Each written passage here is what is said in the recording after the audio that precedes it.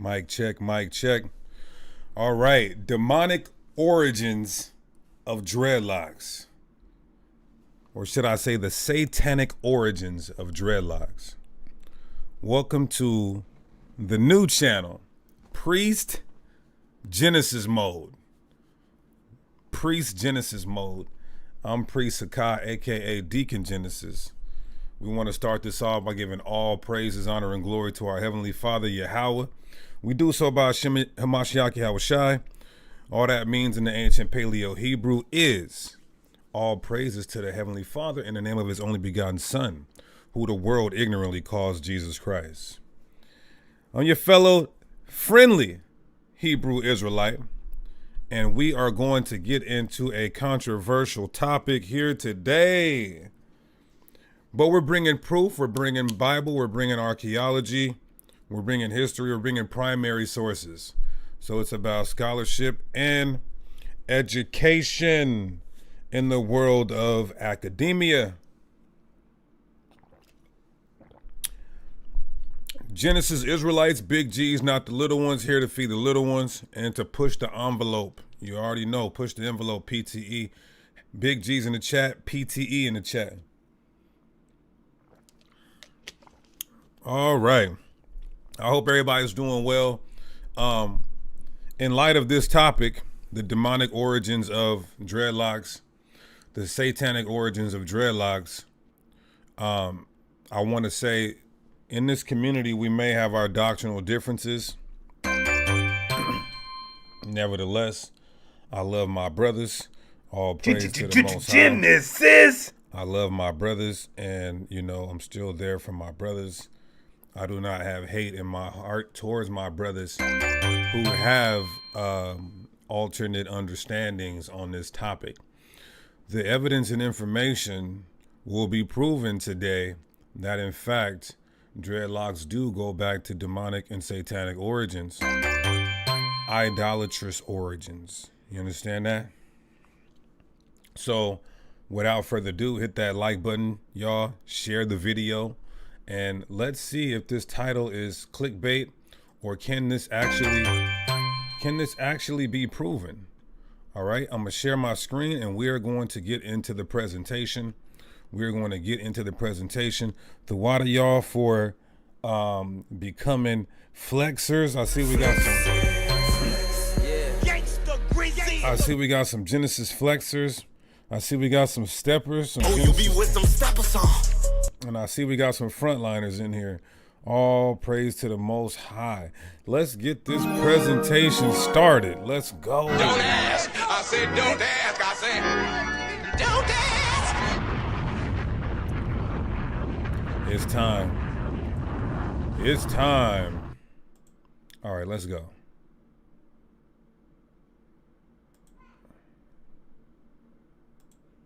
Hold on. There we go. Okay. Y'all see that?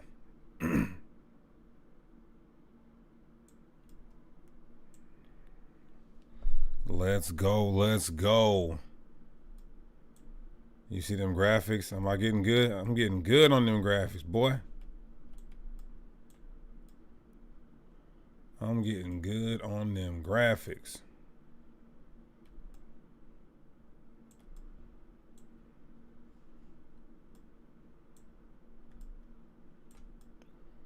Okay. So what I will be doing, I will be going from this screen to me. This screen to me. All praises. So I want to refute some straw man arguments before we get started. I want to refute and rebuke and just dismantle some straw man arguments before we get started. This presentation is the demonic origins of dreadlocks, known today as dreadlocks. Let's get into it. So today we will prove dreadlocks go back to heathen I want you guys to listen close, because some people are already saying, what about locks? What about locks? What about locks? Heathen customs. I'm sorry. Today we will prove dreadlocks go back to heathen idolatrous customs. That's the key point. Idolatrous customs. It's not about heathen customs in general. We understand that. We know pants came from the Chinese, man. We know certain cultures and heathens had their hair braided and wore afros. That's the silliest, most rudimentary argument ever. We would never postulate that argument. It's about the custom being created for idolatry. That's the problem. If I say, oh, if we see that the Egyptians got hand tattoos to worship the hand god, and then we see our people getting hand tattoos, and this is after they learned from them or they came up with this custom beforehand, and then we're doing it, we are inadvertently, even if we don't know, we are following a idolatrous custom. This is the problem. We're also going to prove today that in the Bible, dreadlocks or matted hair were for Israelites who were unclean with leprosy. They couldn't be a part of the holy congregation. Today we will prove this.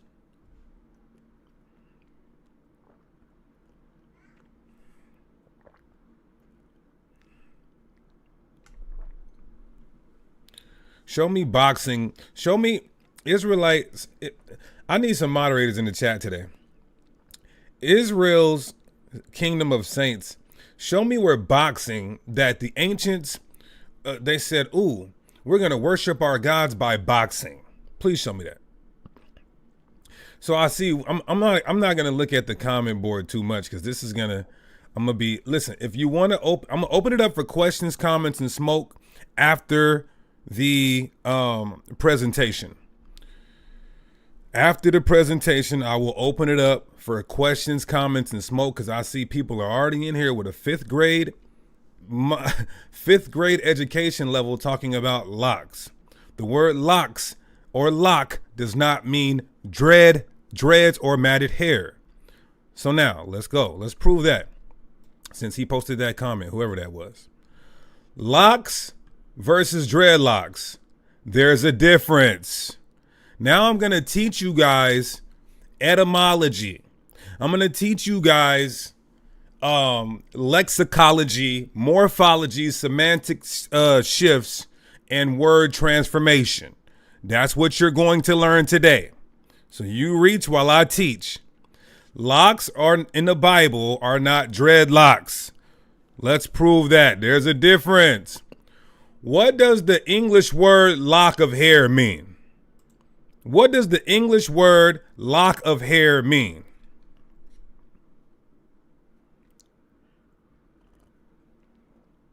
The English word lock of hair.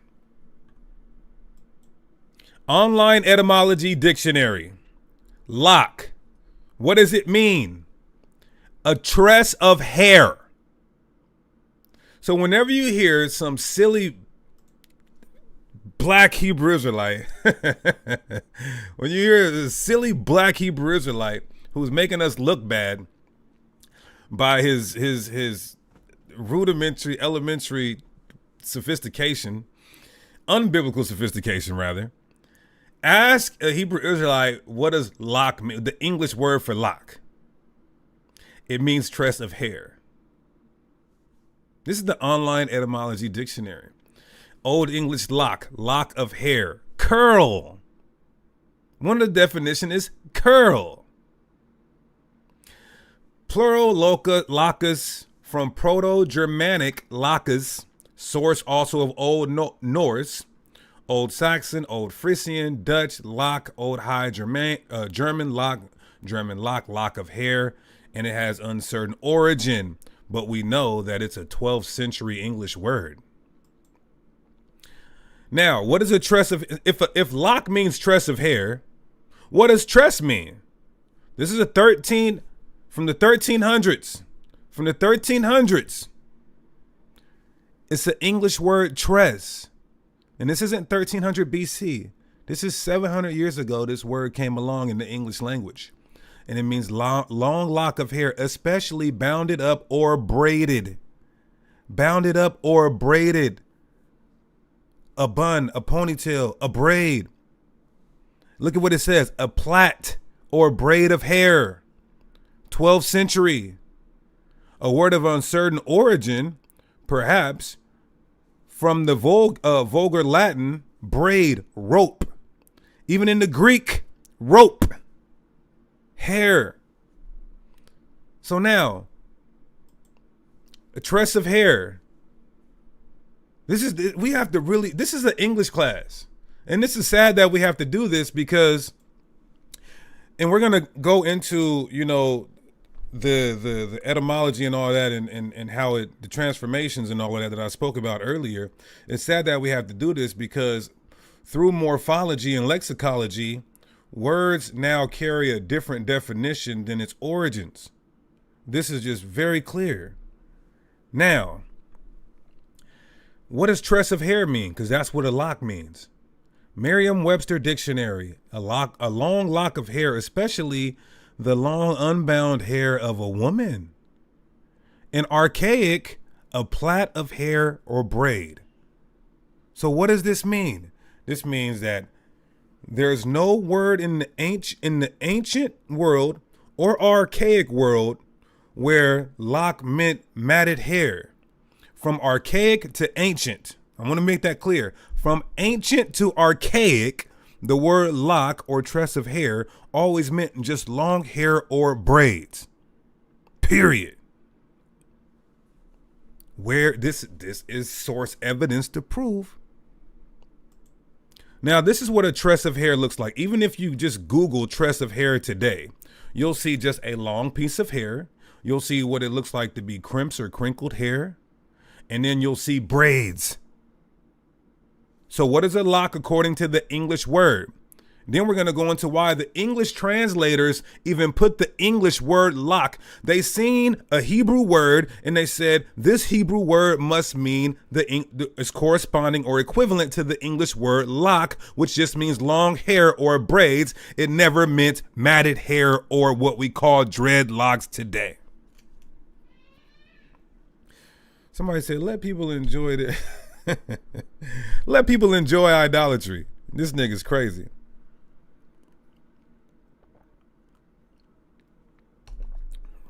Now, like I said, I'm going to open it up for questions, comments, and smoke, and I'll go through all these slides with y'all. And notice, I want everybody to notice how the same reprobates are going to come in here and talk about Samson had locks. They're not listening. It's like these guys are zombies. Samson had locks. Samson had locks. Bro, the reason that the English put locks there is not because he had matted hair. We're proving that the English word for lock means, and it goes back to the 12th century, to the 13th century, it means long hair or plait, which is a braid. You're just, so everybody just sit back and listen to the evidence before you post these stupid, silly comments. Please, all your answers will get questions. I promise you that. And I'm going to open it up so you can come on here and get this work too. Now, a lock can be a plait, which is braids or just long hair, as we prove. The English word lock can be plait or just long hair. Let's take a look at Goldilocks. Why did they call that little girl Goldilocks? We're just proving that the word lock does not mean what we call dreads or matted hair today. Goldilocks. The first known publication of the story Goldilocks and the Three Bears was in 1837. 1837. It was originally titled The Story of the Three Bears and was written by Robert Southey. Now let's see if Goldilocks had matted hair and the dreadlocks like they wear in Florida. This is the depictions of the Goldilocks. Is that dreads? Why are they saying she had locks? Because the English word does not mean matted hair. It doesn't mean Florida, what do they call them? Florida locks, them God-forsaken evil devil locks in Florida they wear.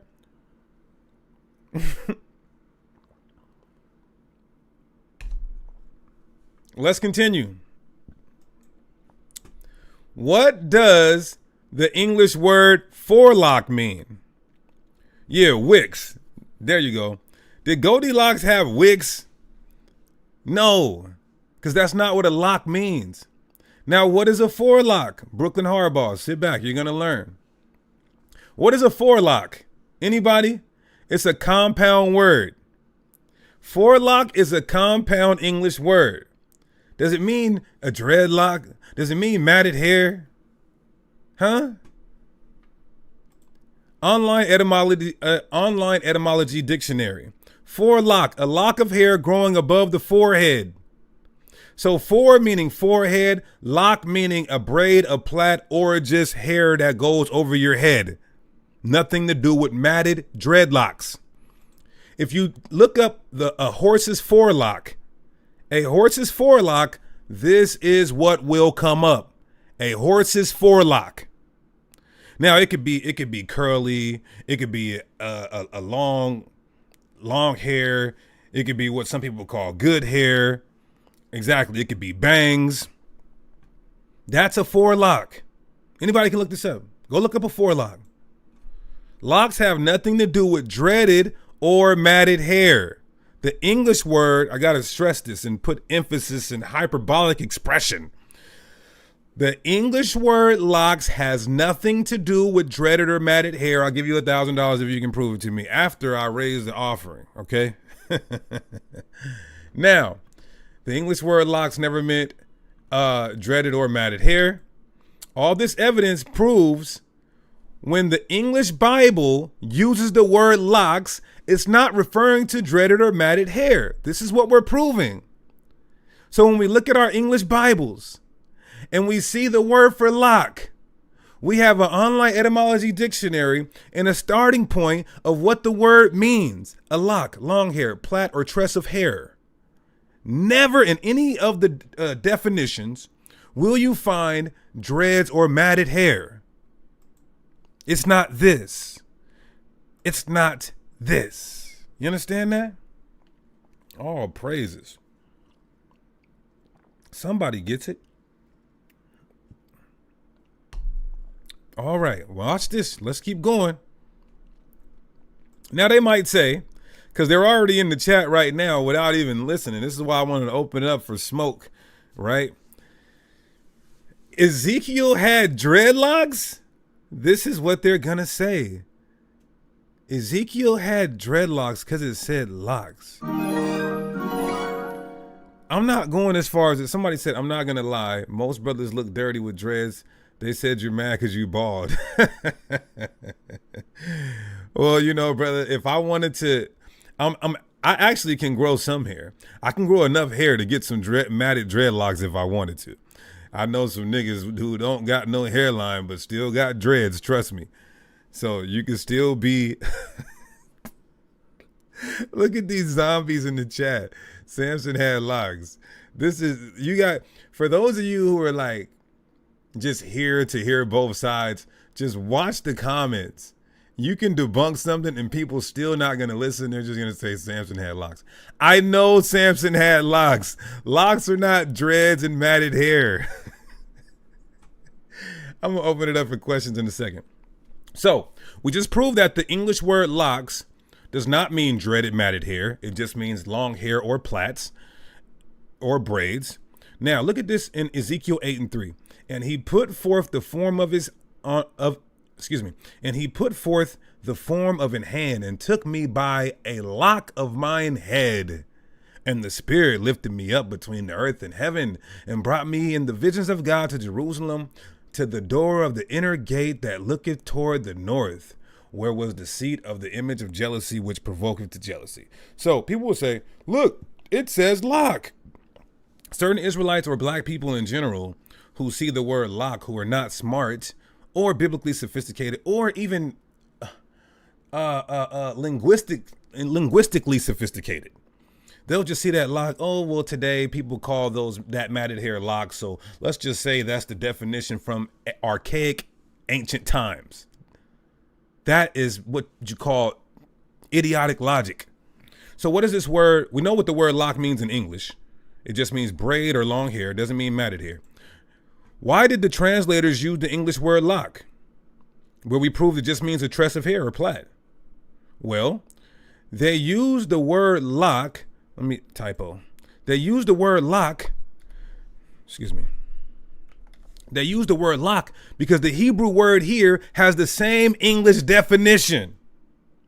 Let's take a look at other translations. What does Ezekiel 8:3 say in other translations? My bad. What does Ezekiel 8:3 say in other translations? Ken Pete, the Water King, really appreciate you. All praises. Look at it says in the NIV, he stretched out what looked like a hand and took me by the hair of my head. The hair of my head. Yeah, we don't need to time people out for expressing their opinion. This is not a cult. Brother, it's all good. Look at the NLT. He took me by the hair. Look at the ESV. It says lock there. The BSB says he took me by my hair. The KJV says lock. The New King James says lock. And the NASB says hair of my head. Why are the translations even saying just the hair of my head? Not some long, dreaded matted hair. Well, let's see what it says in the Hebrew. It just means long hair or plaited hair, not dreaded matted hair. Let's further prove with the Hebrew. This is the Hebrew word for lock in Ezekiel 8:3. Look what it says, a fringe or tassel. The Strong's, that's the usage. But the Strong's definition says a floral or wing-like projection, a forelock. Remember, we proved forelock is not a matted, dreaded hair. But why is it saying this lock has floral or wing-like projections? That is not dreads. That is not dreads or matted hair. Look at the Jacinius Hebrew Chaldee lexicon. It says that this word is something like a flower. So his hair was draped like a flower. His hair was like a feather. And then it says, hence the forelock. So the Bible is saying that the lexicon is saying when it's used in Ezekiel 8:3, it's a forelock of hair. As we prove, a forelock is just hair like bangs that come over your forehead. That's the compound English word forelock. Whoo. Maybe one of your leaders want to debate this. You know how we get down. Everybody's talking in the chat. Go get your leader. Go get your leader. And we can do this. All right. So the Nazarite, we can do it today too. If matter, I can't wait. The Nazarite vow is dreadlocks. I've heard people say this. The Nazarite vow is dreadlocks. No, it's not. How? If the Nazarite vow is something holy and dreadlocks are unclean, as we're going to prove here, and they go, the matted dreads go back to the Elamite East Indian culture from 1700 BC, before the Israelites even became a people. Before Samson, the Elamites, East Indians, their gods had matted dreads, and they worshiped in that way. It was an idolatrous practice. We'll get there in a second. Let's prove that the Nazarite vow is not dreadlocks. In Numbers 6 and 5, it says, all the days of the vow of his separation, there shall no razor come upon his head until the days be fulfilled in which he separated himself unto the Lord. He shall be holy and shall let the locks of his hair grow. The locks of the hair of his head grow. Let's deal with that. Let's deal with that.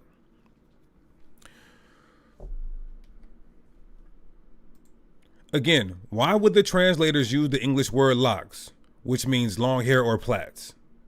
Because the Hebrew word for locks here does not mean matted dreads.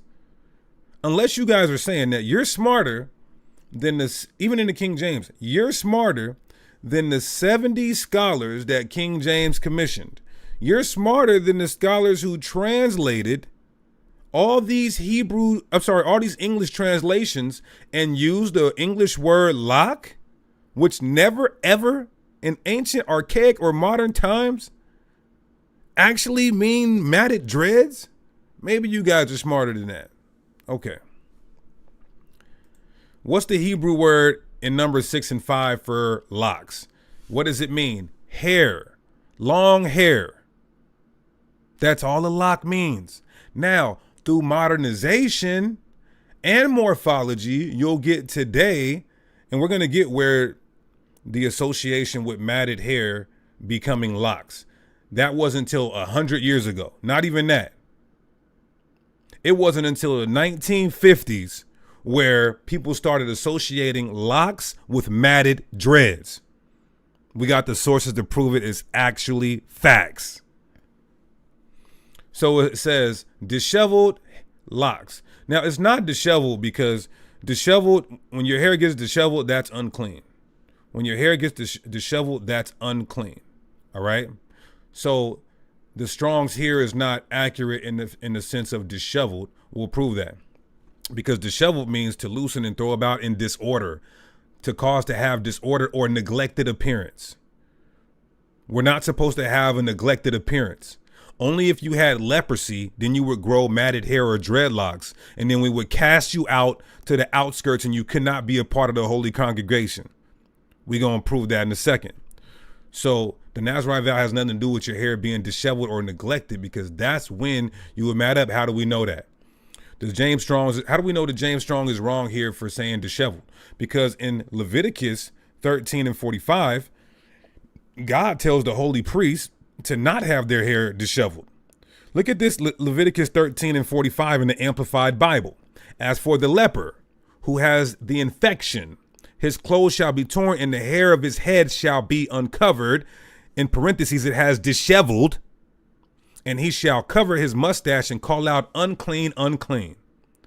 Now we're going to get into this. We're going to revisit this, but this is just to prove that when you neglect your hair, it could mat up or dread up. Now you could say I do it orderly, but it still could happen naturally.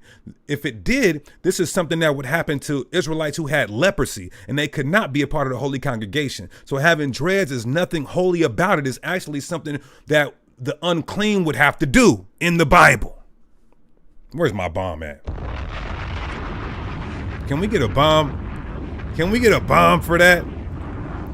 Can we get a bomb for that? Come on, y'all. I ain't even let loose yet. What slide am I on? I got a 100-round clip. This is only the 30th slide.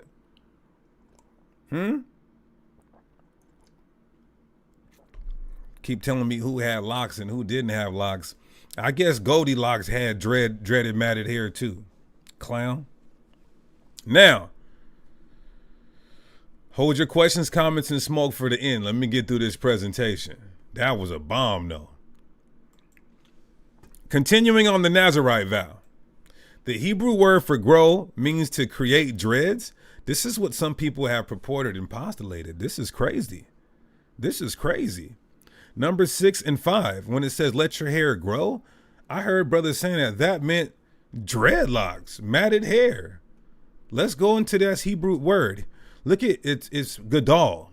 It means to grow, magnify, great, grow, to become great or important, to grow up, to become great. Now, when you look at the Strong's definition, one of the definitions means to twist. But why do they pick that out instead of the majority of the way this word is used in the majority of the definitions? It doesn't matter. We know that it can't be dreads. Why? Because notice in the biblical usage, the word twist is not in there, indicating nowhere in the Bible is it inferring twist. Let's go back. Look at the usage. Nowhere in the biblical usage. Now, could this word mean twist? It could. But nowhere in the biblical usage do they translate the Hebrew word to the English word twist, because they know that in context and contextually it's not referring to twist. But let's entertain the argument that to grow does mean twist. That still doesn't mean matted up, dreaded hair. Niggas twist their hair all the time. But how do we know for sure that it doesn't mean dreads, because matted dreads are unholy and for the unclean, while the Nazarite vow is actually a holy thing. Oh man, this is too easy. I mean, too easy. Right? Let's keep going. We're going to get to the good part in a second. Before the Israelites even before Samson, there was a people who created dreads for the sole purpose to worship their gods. It's an idolatrous custom. Way before Samson's black ass. All right. Now, people with the disease leprosy were unclean and had to grow matted, dreaded hair. This is Leviticus 13:45. Leviticus 13:45. Don't ask. I said, Hey, and for y'all who want to ask questions, just don't ask. I said, don't ask. I said, don't ask. don't ask until the presentation is over. Leviticus 13:45. Let's prove that people with leprosy and unclean hair would grow what we call dreadlock matted hair, and then they would have to be unclean. They couldn't be a part of the holy congregation. That hairstyle would not allow you to even be a part of the holy congregation. Leviticus 13:45. This is the NIV. Look at all these translations. The NIV, it says, anyone with such a defiling disease must wear torn clothes, let their hair be unkempt, cover the lower part of their face, and cry out, unclean, unclean. Unclean, unholy, leprous Israelites would have matted up, dreaded up hair. Look at the NLT. Those who suffer from a serious skin disease must tear their clothing and leave their hair uncombed. They must cover their mouth and call out, unclean, unclean. When I see you Israelites with them dreadheads, when you come by camp, I'm going to say shalom to you, but you got to cover your mouth, nigga, and yell, unclean, unclean. Genesis. Say it again. Say something else. Oh! Say something else. Say something else, nigga. Oh, I'm just playing, man. I'm just playing. Sometimes you gotta pop out and show niggas. I'm just... I love you guys, man. I love you guys. But I'm pushing the envelope. Big G's in the chat, right? Big G's in the chat. Now, Don Scott must be behind. You're behind, brother. Let's keep going. Look at the other translations for Leviticus 13:45. And then we're going to go into the Hebrew. This is easy.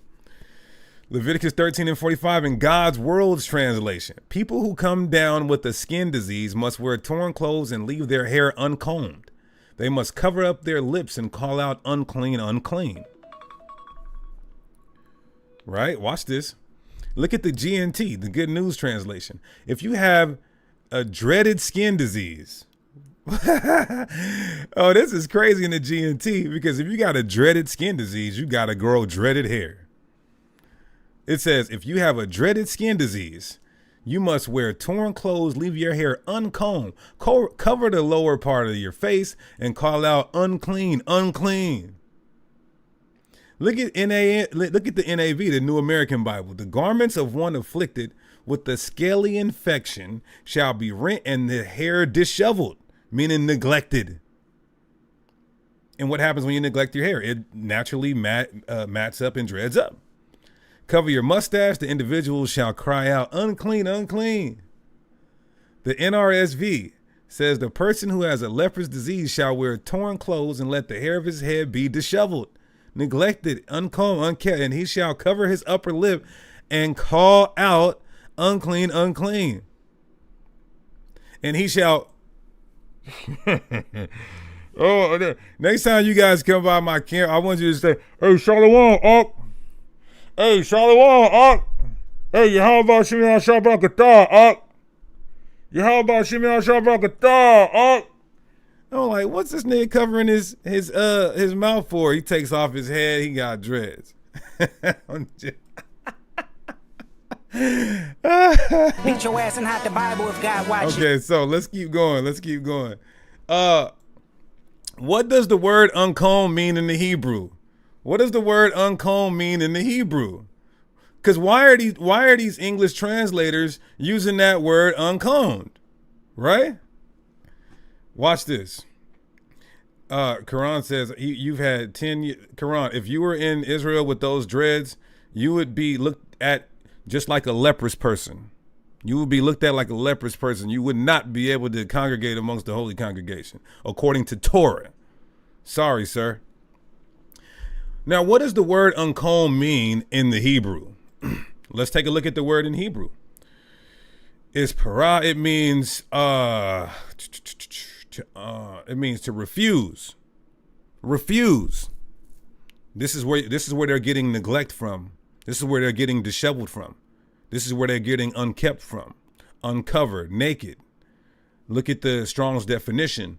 It says to dismiss, to loosen, to absolve, to refuse, to go back. It says to avoid. That's neglect. That's what it means. Look at the usage here. It says to let go. When you get leprosy, you're supposed to let yourself go. You know how some of you guys, right? You're married when your woman has a kid.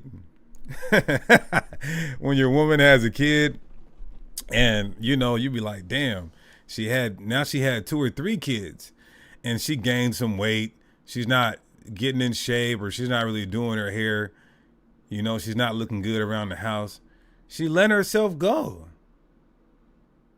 What do you mean he let himself go? Like, you step on the scale, even with men, you step on the scale, belly overlapping, beard looking crazy, haven't groomed.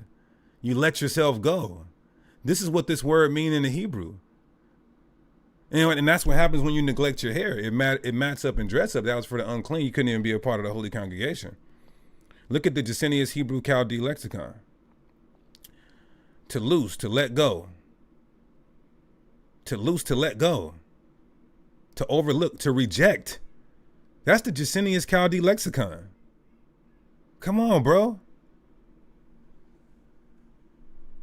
Now, Quran saying it's not a sin. First of all, we're proving nobody in the Bible had matted, dreaded up hair. That's for one.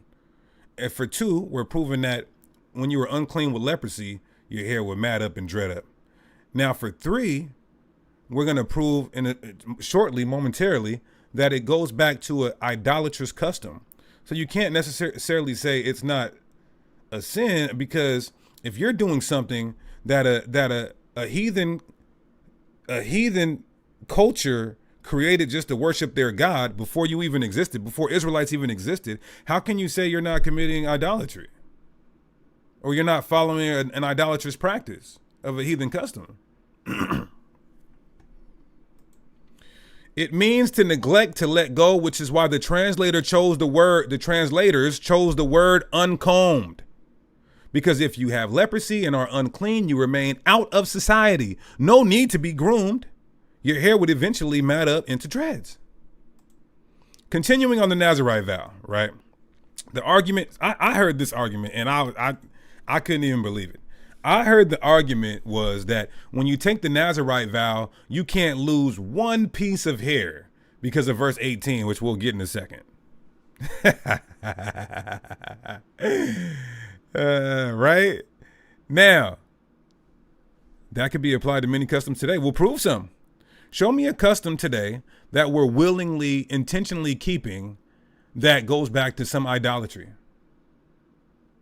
Show me, so that we can teach on that and stop doing that. Why do people say that? Well, let's just keep being idolaters because everything else we do is idolatry. No, let's point it out and stop doing all of it. The hell, that's a Christian to say, man, we can't keep that. We can't stop committing idolatry, man. Look, man, we're filthy, disgusting sinners. So I heard a brother say you can't lose one piece of hair during the Nazarite vow. So the Nazarite vow would have to mean dreads, because when you have dreadlocks, you don't lose or shed hair with dreads. A guy literally said you don't lose one piece of hair when you have dreads. That is an outright lie. People with dreads shed and lose hair, even if it's not a lot. The brother said not one piece because he didn't understand verse 18 of the Nazarite vow in Numbers chapter 6, right? I had lots, and that's not true, for sure. Okay, so now, number 6 and 18. And the Nazarite shall shave the head of his separation, shave the head of his separation at the door of the tabernacle of the congregation, and shall take the hair of head of his separation and put it in the fire which is under the sacrifice of the peace offerings. So at the end of the vow, you are supposed to consecrate your hair, but not every hair since you started taking the vow. That's ridiculous. Just the hair on your head that you have at that moment you end the vow, you sacrifice it. I don't know why a brother tried that. That was an outright lie to the people. All right, so here goes everybody's favorite guy. We dealt with Ezekiel, because I tried to go in order, but we're just gonna deal with everybody who in the Bible that said had the English word locks. Okay, the English word locks. We proved locks just mean braids or long hair. We mentioned Goldilocks. We went into the online etymology. We went into when this word came out, how it was the definition from archaic to ancient to now. All right. So Samson, let's deal with Samson. Samson had matted dreads because it says he had locks. No. Why would he do an unholy thing? Judges 16 and 13. And Delilah said unto Samson, hitherto thou hast mocked me, and told me lies. Tell me wherewith thou mightest be bound. And he said unto her, if thou weavest the 7 locks of my head with the web. These are just 7 braids. How do we know? Well, the word locks, the English word locks means braids.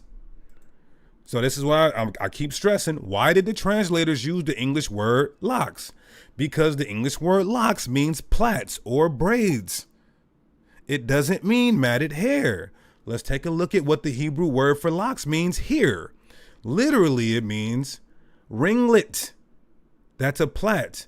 Look at the Brown's Drivers Briggs lexicon, which actually supersedes James Strong's, and I believe it probably does supersede the Jacinius Hebrew Chaldee lexicon as well. It's just the authority of scholarship when it comes to lexicology. In the world of Christendom, it says it's a plait of hair, so called from intertwining, passing through each other of the strands. Look at the biblical usage. Braid, lock, plait. Look at the Jacinius Chaldee lexicon. To change, interchange, and hence to plait. Plaits of hair. So now we have the biblical uses, the Strong's definition, the the Briggs, and the Jacinius lexicon. Come on, bro. It just means braids. This is easy. He had braids. Braids, braids, braids. You liar. Shut your black mouth. You understand that?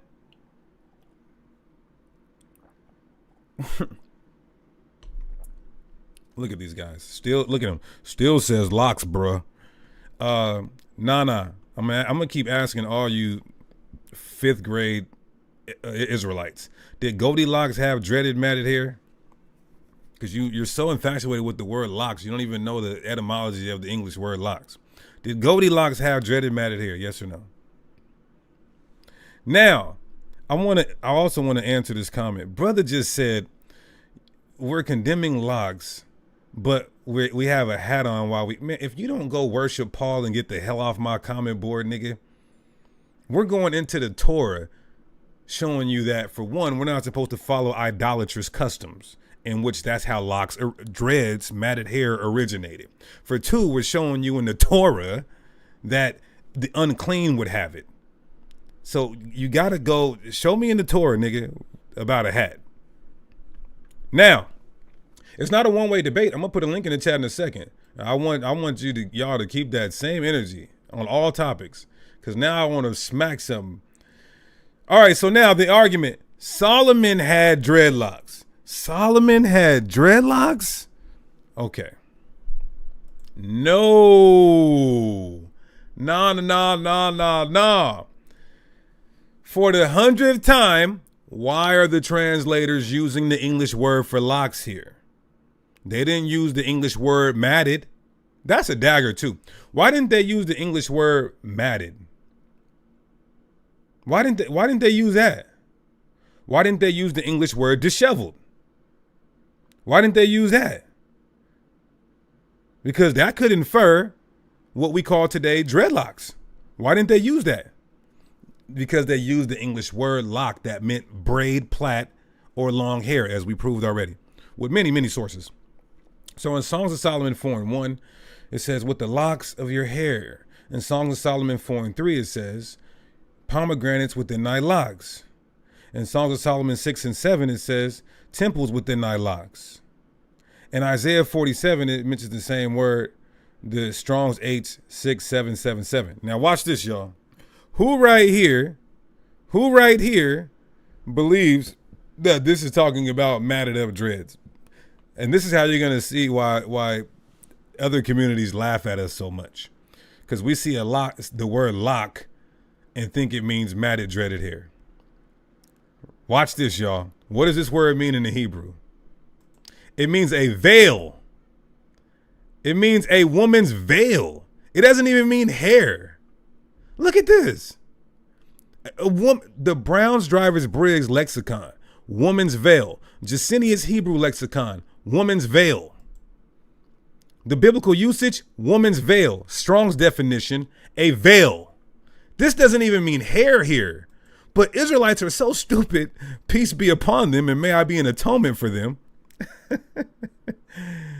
Peace be upon them, and may I be an atonement for them.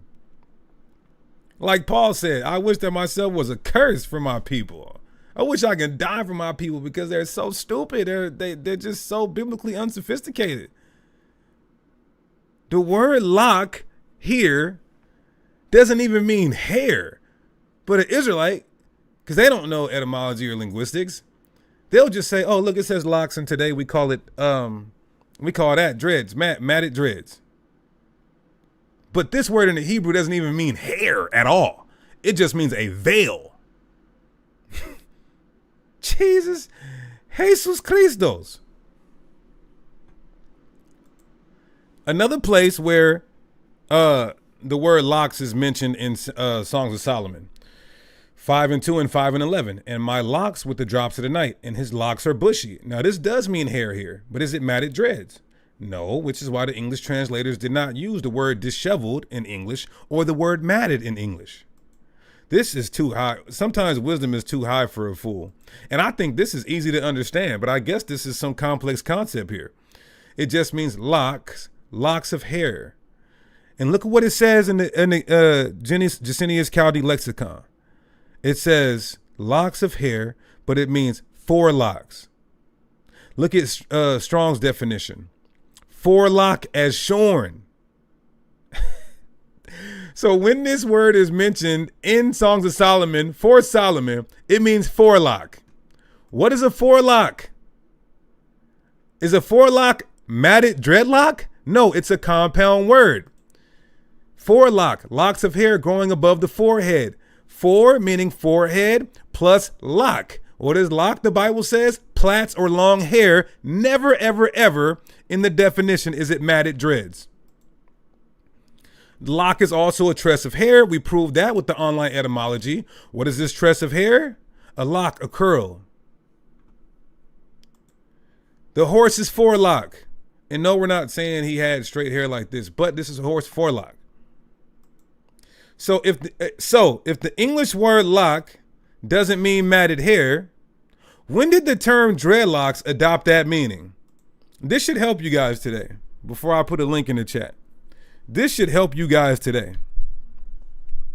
Matted hair or dreads. Do you know what the word dreads mean? It means fearful. You niggas are taking a word that means fearful and applying it to hair. Right, exactly. Elijah. Thank you. And I should have put that in the presentation. But we are the only people who are so incompetent mentally that we take a word that means fearful and apply that to hair. What? What are you talking about? And so I have to use this word because this is the colloquial term for it now. So if the English word, I see we got a subscriber. All praise to the Most High. All praise to the Most High. Now, if the English word lock does not mean matted hair, when did the term dreadlocks adopt that meaning? This is good. Boy, them dreadlocks had the demons popping out. I thought Friday to Saturday Sabbath keepers had demons, but Lord and Pop it. Twist it. you can't twist this. You cannot bop this or twist this. And we're willing to take the debate on this as well. You know, I love you guys. Don't get me wrong. I love you guys, but this has got to be tough love. This has to be tough love. Israelites are not going to respond if you say, hey, man, you know, like, can you please, I just want to listen. I love you. I love you, brother and sister. And, you know, I think that now, you know, I really think you guys should really just, you know, like, hug me. No. And yes, I have the earliest account. I got the written records and documented significance of the origins of dreadlocks. Why do you think I would title it like that? Why do you think I would put my jaw out there for some leader in the community to take this debate and me not be ready? Because we don't believe in losing nothing. We're not giving up nothing. We're not giving up nothing. Ever. Now, so when did the term dreadlocks become associated with this hairstyle? That's the question. Because everybody wants to, oh my God. This chat is so crazy, man. If you came in late, just rewind it. And I promise you, the Holy Spirit gonna touch your heart. Almost 5 centuries. This is key. Almost 5 centuries after the English Bible was published, the meaning of the word lock came to be associated with matted hair, or what we call dreadlocks today. 500 years. So let me put it in perspective. The word lock is only from 1200 to 1300 CE. So it's only about 800 years old. It wasn't until 100 years ago that the word lock started to be associated with this hairstyle that we call today dreadlocks. I want you guys to let that sink in, please. Let that sink in. And so you guys are taking something that was made up in the 20th century and applying that to ancient and archaic words and concepts? What part of scholarship is that? Oh, you know what? You have none. The word dreadlocks is a modern terminology from the 20th century. It's not an ancient word, even though this hairstyle is ancient. Let's prove this. The history of the name dreadlocks is unclear, but some, from the evidence we do have, authors trace the term to the Rastafarians, a group of whom apparently coined it in the 1959 as a reference to their dread or fear of God. So according to sources, they're saying that the Rastafarians coined this term in the 1950s, but they're also saying they got it from some Ethiopians around the same time, and then they adopted it, and there is a close connection between the Rastas and the Ethiopians. So let's just say the 20th century, because the 1900s is the 20th century. It wasn't until the 1900s where this term, locks, started to become associated with matted hair. How, in the world of scholarship and academia, do you apply that to biblical passage that predate this coinage 500 years? Stop. In their 2014 book, Hair Story, Untangling the Roots of Black Hair in America, Ayanna Bird and Lori Tharps claim that the name dreadlocks originated in the time of the slave trade. When the transported Africans disembarked from the slave ships after spending months confined in unhygienic conditions, whites would report that their undressed and matted kinky hair was dreadful.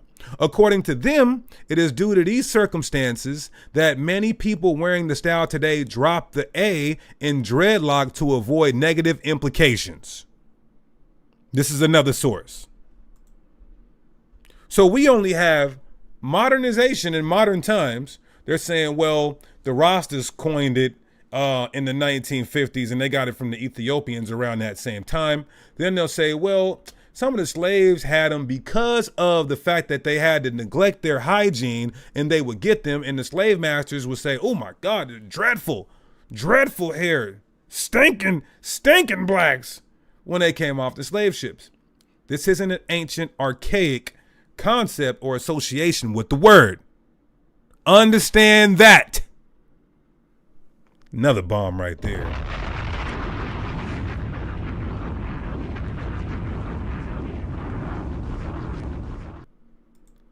Now, what was the ancient names for the matted hairstyle we know today as dreadlocks? This is important, because we know that the hairstyle is ancient. We do know that it's archaic. We do know that. But what was the name of this hairstyle? What was the name of this hairstyle? Let's go into it. The word dreadlocks refers to matted locks of hair. Several different languages have names for these locks. In Sanskrit, here it goes, for those of you saying, it's not a sin, it's not idolatry, it's not a heathen custom. Here's the part. And I'm glad we got over 400 people in here right at the good part.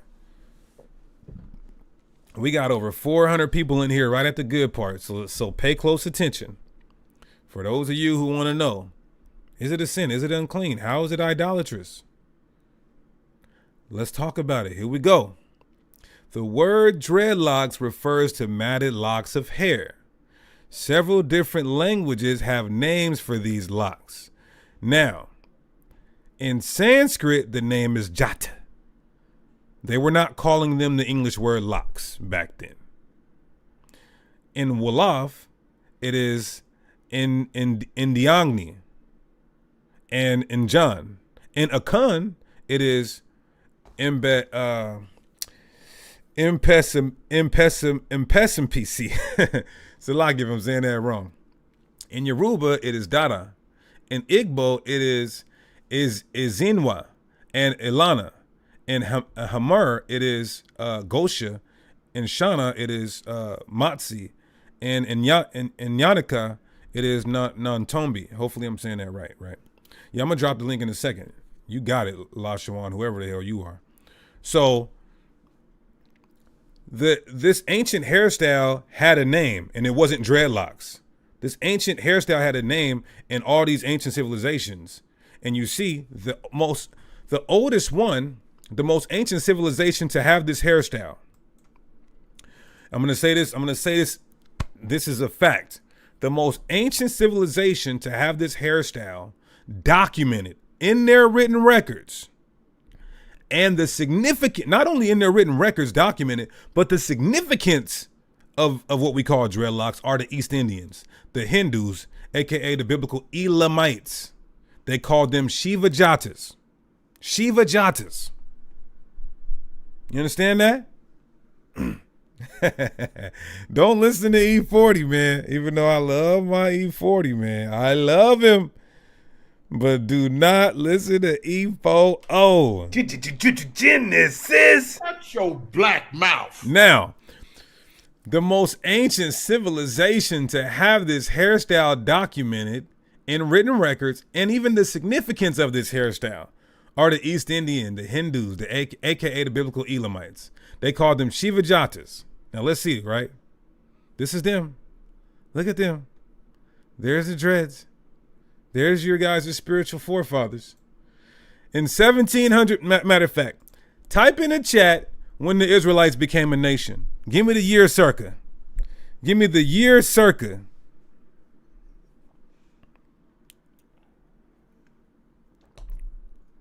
Lashawan, did you hear what I said? I said the oldest civilization with written records and the significance of the dreadlocks. Now, even if you could find some archaeology of dreadlocks, That doesn't mean they have the written records and their significance. Furthermore, you're gonna have a hard time proving that they're not braids or twists or just hair. You can't look at a damn rock, a portrait on a rock, a pictograph, to prove emphatically that it's dreadlocks. You know who you're talking to? No, we didn't become a people in 2500 BC. Jehu, I love you, brother, but you're way off. There you go. I like Rise Up Israel. 1300 BC. I like that. That's good. Because when you look at the dynasty, and the pharaoh that they're associating, he has the same parallels to the life of Moses. So let's say about 1300 BC-ish. That's when we became a nation of people. So that means about 400 years before that. Are you guys you guys are telling me that before we even we made up a hairstyle that was out a half a millennium before we became a people? Hello? I want to say that again. How in the hell did we make up a hairstyle? We created and originated a hairstyle that was out almost a half a millennium before we even became a people. Huh? Can somebody make sense of that for me? Before Samson, before the Israelites became a nation, the East Indian Hindu people, the East Indian Hindu people created this hairstyle to idolize, to what? To idolize and worship their deity, Rudra Shiva.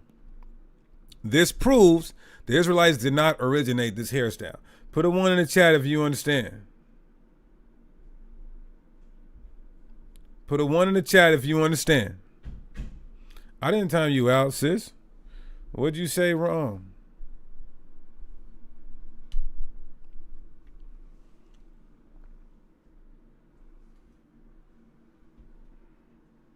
Okay, Lashawan, let me ask you this again, bro. Because you're just here to... He's just here to be an op. You mean to tell me? Okay, Lashawan, did the Israelites create this matted up hairstyle called dreadlocks? Yes or no? And then tell me when we became a people. When was our origin? Or you just want to be an op? This nigga's scared.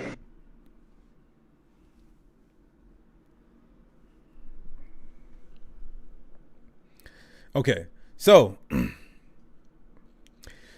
about a half a millennia before we even became a people, before our existence, I couldn't say yes or no. That's like saying we made up bread. Bro, come on, bro. let me tell you guys, stay off the internet, Lashawan, whoever you are, bro. You can't even be honest here. We didn't become a people till the 1300s. And this hairstyle was out before we became a people. So how can you say you can't say if we made it up or not? That's just stupid, bro. Come on. Anyway, let's keep going.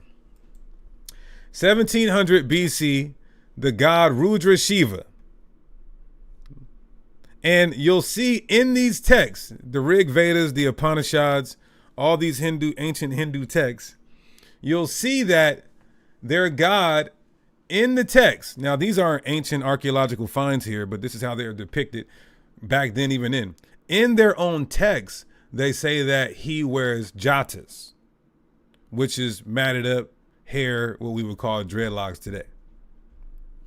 And it even mentions how many that he had, right? Yashar Uriah, we didn't become a people until Isaac had Jacob, and then Jacob started having his 12 kids, and then we started multiplying. You understand that? So, I didn't ask you that, Lashawan. And first you have to show me that. I said the Israelites. Time him out.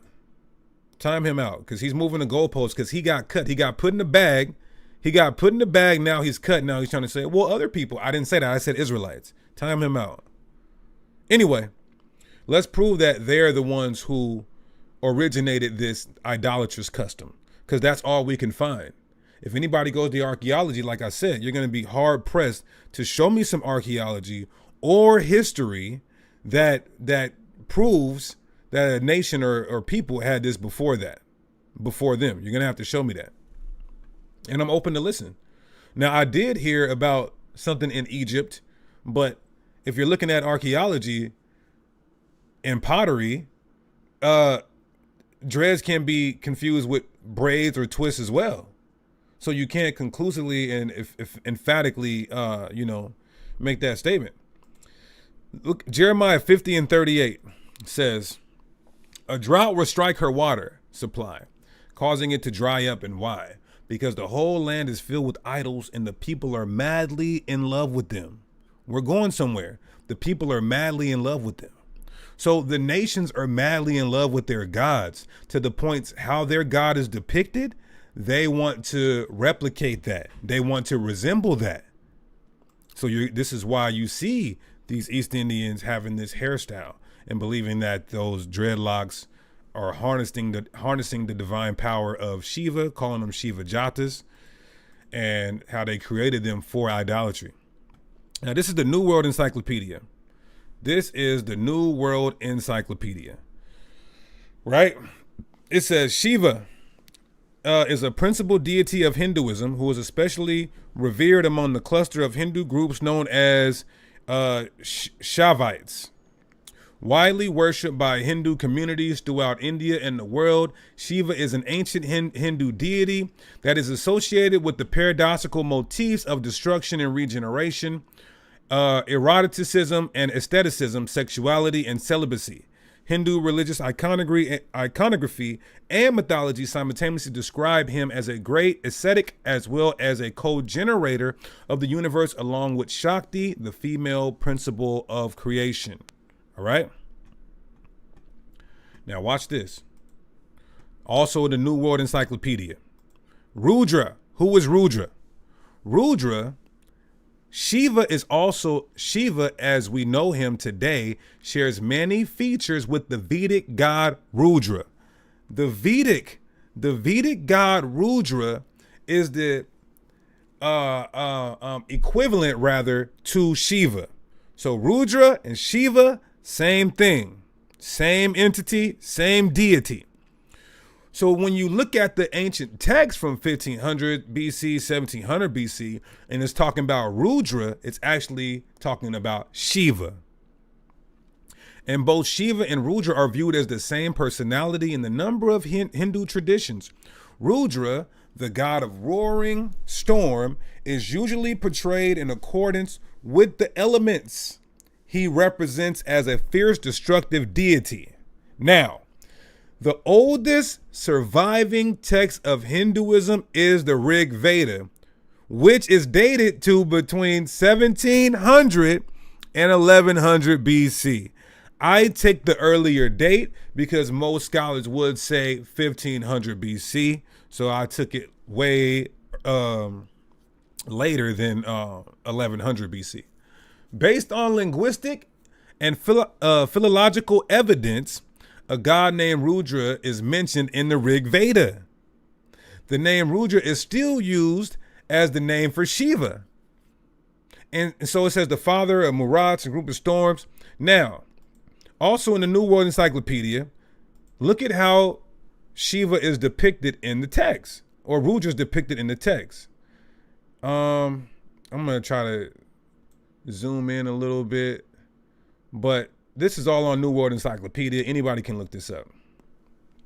But the point is the attributes of Shiva. The attributes of Shiva. Look at this. Matted hair. Matted hair.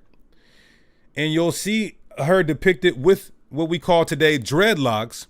And it even gives the number of them, how many you should wear, and the significance in their written records.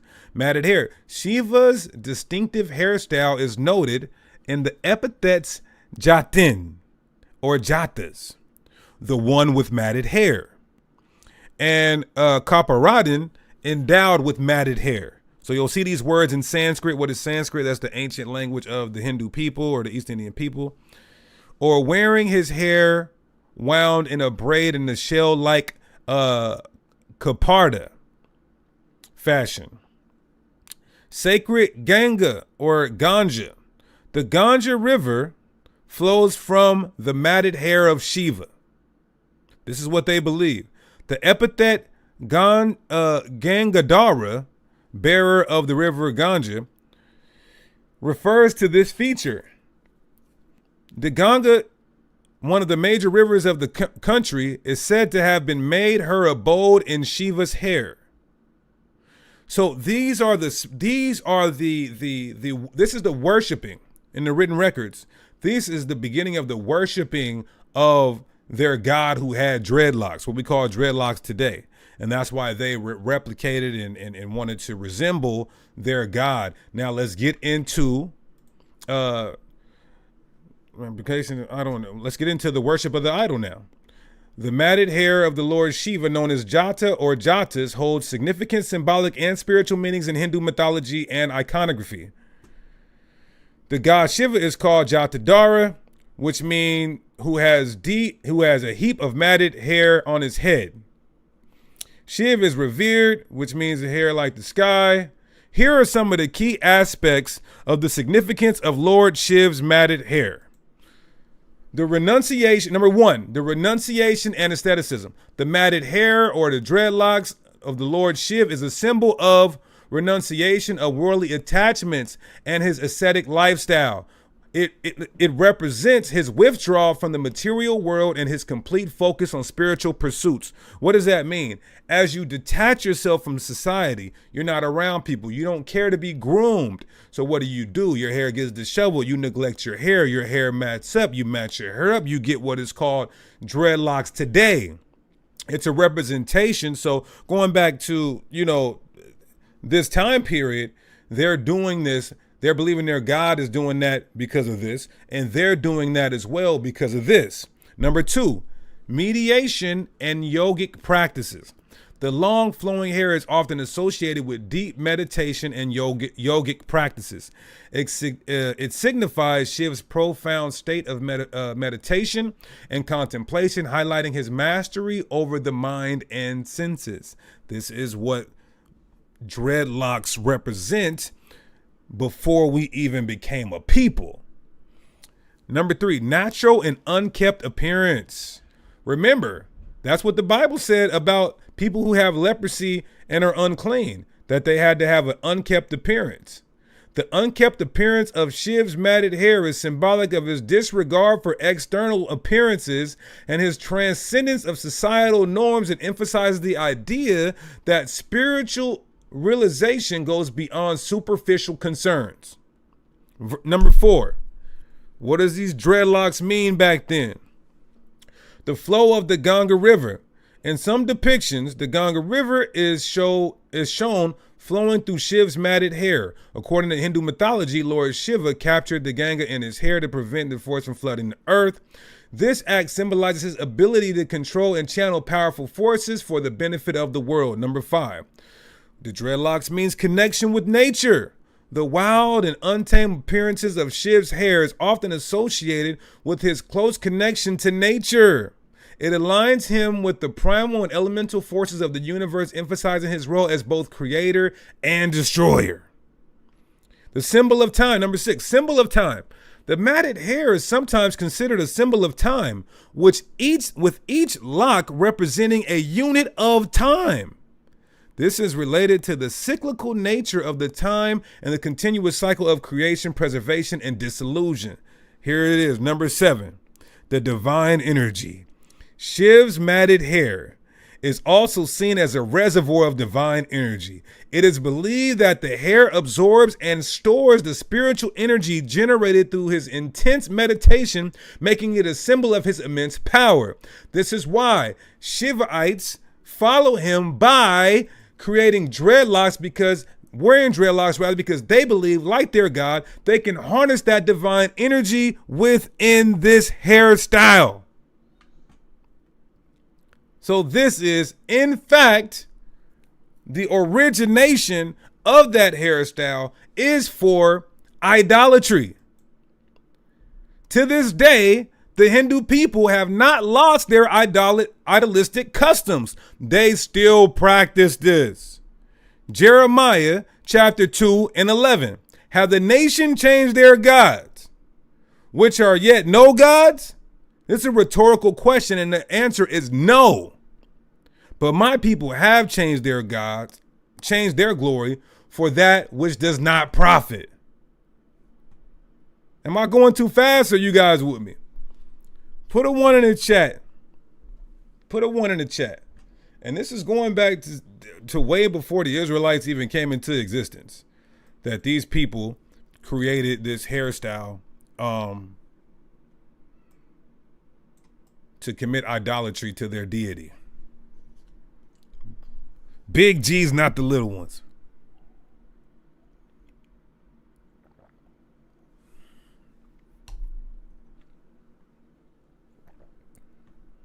All praises. Show me an origin that predates that. Yasharala Uriah, show me an origin that predates that. So we're going to continue. We're going to continue. We still got some more. We still got some.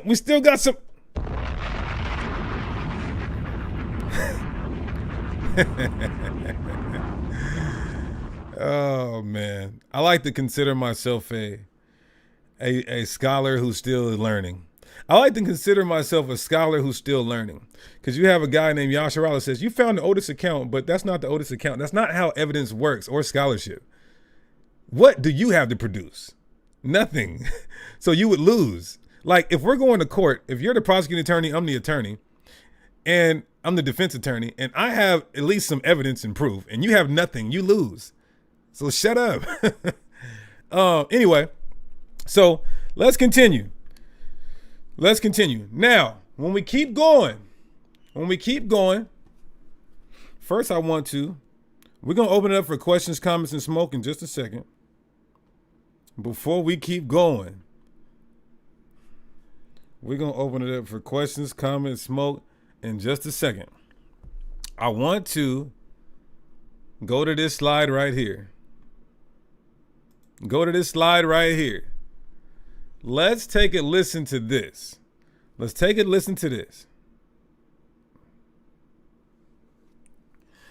Joel Martin, I'm going to open it up for questions, comments, and smoke in a second.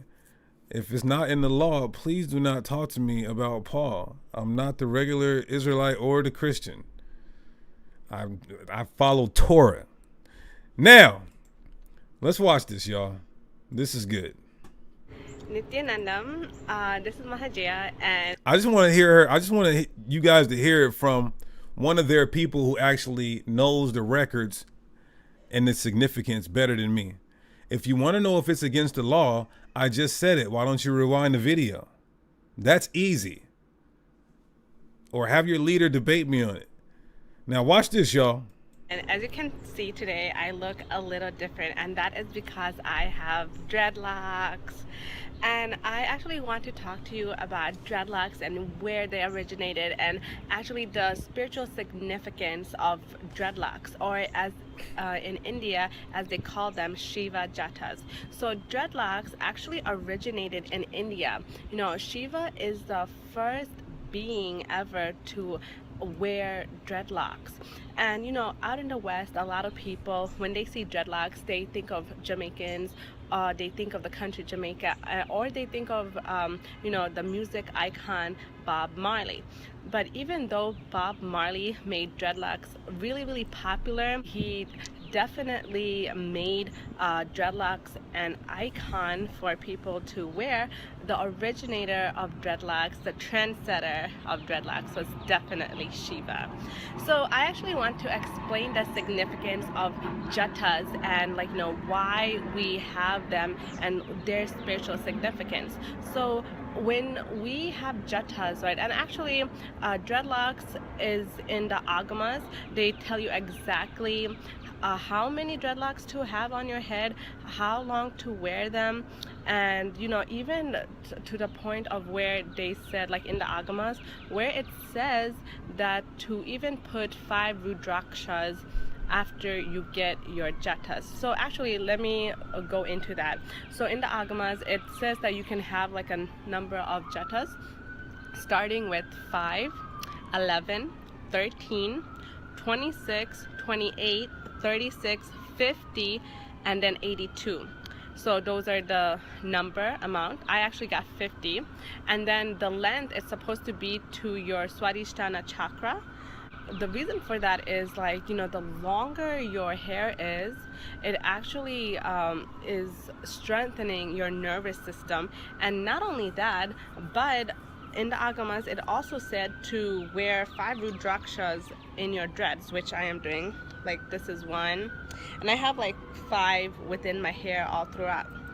So that's what it says in the agamas. And the significance of dreadlocks, of Shiva jatas, is actually when you have a slight pressure in your hair, it actually opens up subtle grooves in your brain that can attain, or that can actually hold the energy of enlightenment. So when you get jatas, when you get Shiva jatas, you're actually going on that spiritual path of enlightenment. And you know, every little thing that you do, when it aligns to the path of enlightenment, which is Sanatana Dharma, eventually you get enlightened as soon as. So when you guys wear them dreadlocks, she's saying that Shiva, the god Shiva, is enlightening your black ass. Straight light enlighten you, black, enlightening your black behind. Yasharala, there's no evidence that ancient civilizations did that. I already studied this, bro. Come on, man. You can't stand. Listen, you guys can use the chat to say whatever you want. Just be respectful. But at least, you know, make some intelligible comments. That's possible when you do the little things that, you know, make you go into a more enlightened path. So, and not only that, you know, like Swamiji said this himself in the courtyard, and he had said that, you know, when you get Shiva jatas, when you get dreadlocks, you are actually embodying the divine. How? Because when you look like Shiva, you guys are embodying the divine because you want to look like Shiva. The oldest records we have is them. Eventually you will act like Shiva and ultimately become Shiva. Yeah, and a lot of y'all are acting like Shiva right now in this comment section. Acting like a dumb idol. A lot of y'all are acting like a dumb idol. So jatas is another way of embodying Shiva, embodying the divine, embodying your divine nature. So, you know, when you say that mantra, Maha Sadashivoham, it's not only a saying. Now that you're actually looking like it, looking like the divine, you are more, it's more easier for you to become the divine when you look, when you act like it. So that is actually the spiritual significance of jatas. It's to forward you in your path to enlightenment. It's to, you know, it's for you to not only embody the divine, but it's for you to, like, you know, hold in that enlightened energy until you become enlightenment itself. So, you know, if you like what I've been saying, you will definitely love what Swamiji has to say. And, you know, just check out his YouTube channel, which I'll provide a link up there. And if you have any questions or comments, you can definitely ask me in the comments section. And thank you so much. And I'll see you guys later. And now, look, she's in the comments too. I ain't gonna lie. She's in her comment boards flaming people.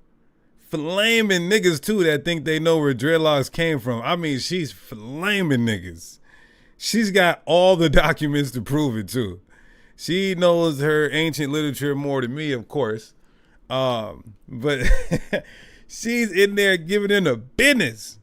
Now, okay, so to those of you who are asking the same questions that we covered already. I would like you to go watch the video. But if you're just that lazy, I'll answer your questions again right now. I'm going to open it up for questions, comments, and smoke. Let me put this link in the chat. And if you're going to come on here, it better be about dreads. That's it. Better be about dreads. I want some smoke on this. I want to go over these slides with you guys. Click the link. Let's go over these slides. Who braided Samson hair? Braids go back 4,000 years ago.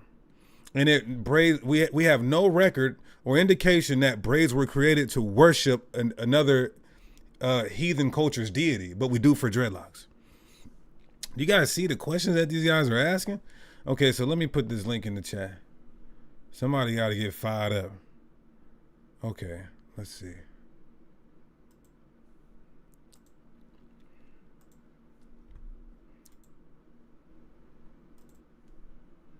Okay, here we go.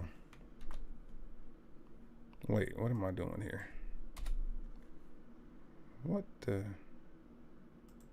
Hold on one second. Then we're at the good part now, y'all. The smoke session. We're at the smoke session part. We're at the smoke part. Okay, there we go. There we go. All praises. So now let's take a look, and you don't have to click the link, but if you do, you can. I can answer some questions from the comment board as well. I mean, you are. Some people say that, but hey, Elijah was bald-headed, so.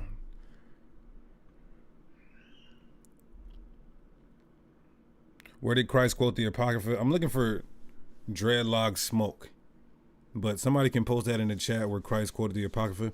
All you gotta do is gather as a hen that as a chicken that gathers her hens.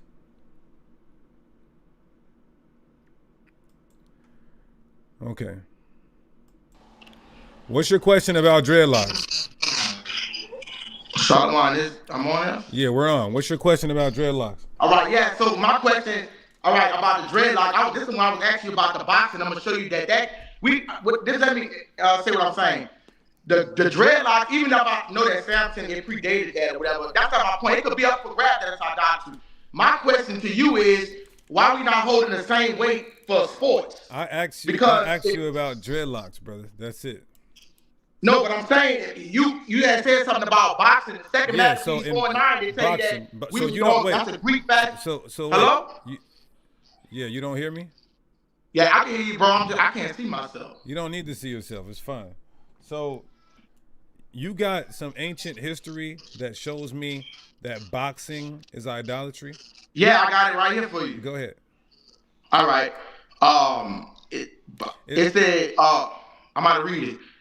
It says the ancient Olympic Games. The Olympic Games were a religious festival that included boxing, wrestling, and pancratine and chariot racing. The festivals begin with sacrifice to Zeus and prayer to the Olympian gods. Yeah, I'm not saying that what happened at the festival. I'm saying, where does it say? No, I'm saying it goes back to ancient, it goes back to the god Zeus. Sir, listen what I'm saying. Show me where it says boxing is how they honored and worshiped their gods. I can show you in the Bible where sports, 2 Maccabees 4-9. Okay, I'm asking a specific question. Show me where boxing, and this isn't even about dreads. I'm asking, where does boxing say that, any ancient source that says this is how you honor Zeus by boxing? I just read it to you. They're honoring Zeus for a day. I got it right here. I got it right here. Yes. I got it right here. I got it right here. You ready? Yes. It said at the heart of the games were a religious festival and a god excuse for Greeks from all over the Mediterranean basin to gather the riotous barbecue on the middle of the day of a festival of vast. Number of cows were slaughtered in honor to Zeus, king of the Greek gods. Once he had given a small taste of it, for the first 250 all took place in the action. Simulated Western, the games lasted 4 and 5 days. All this is going into accordance with Zeus and sacrificing. And jumping and throwing events plus boxing and wrestling to honor the god of Zeus. Okay. So, I'm going to give you a scripture, brother. Because that's not a source saying that that's how they honored Zeus. They picked the Even with religious Nike, day. all that stuff goes back Hold to on, different do gods, you hear sports what and I'm saying? competition. Do you hear what I'm saying? Can you hear me? I Did can't just even let you- see. I don't even see what. You don't need Why to see. can't- I just let This you. must be screen. Can you hear me? Yeah, I can hear you, bro. But I need Okay. you. I just want you to answer my question. Okay. You didn't even answer my question. I want to read this for you. Now, you said sports are idolatry, right? Yeah, and Nike. Okay. You got your Bible with you? Yeah, Second Maccabees. Are we No. doing? I want you to read Proverbs chapter 16, verse 25. I ain't got my Bible on. I got my apocrypha right here. You can Oh, read you it. came naked, huh? You came naked? No, I got my apocrypha right here. That's what I'm saying. I need you to get your Bible and read Judges 16 and 25. Judges 16 and 25. You gonna ask my question about Second Maccabees too after this? Yeah. Okay.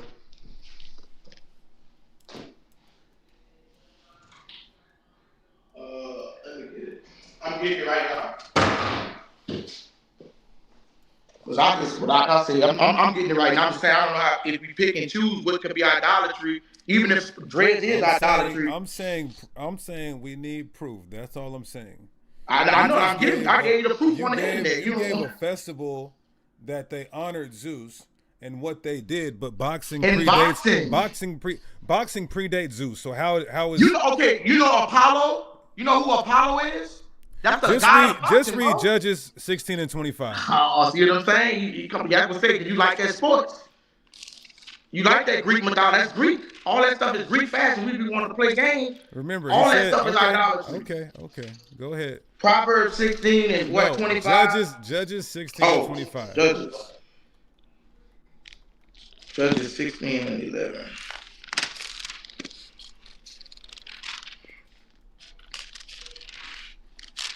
Judges 16 and 11. All right. Judges 16 and 11.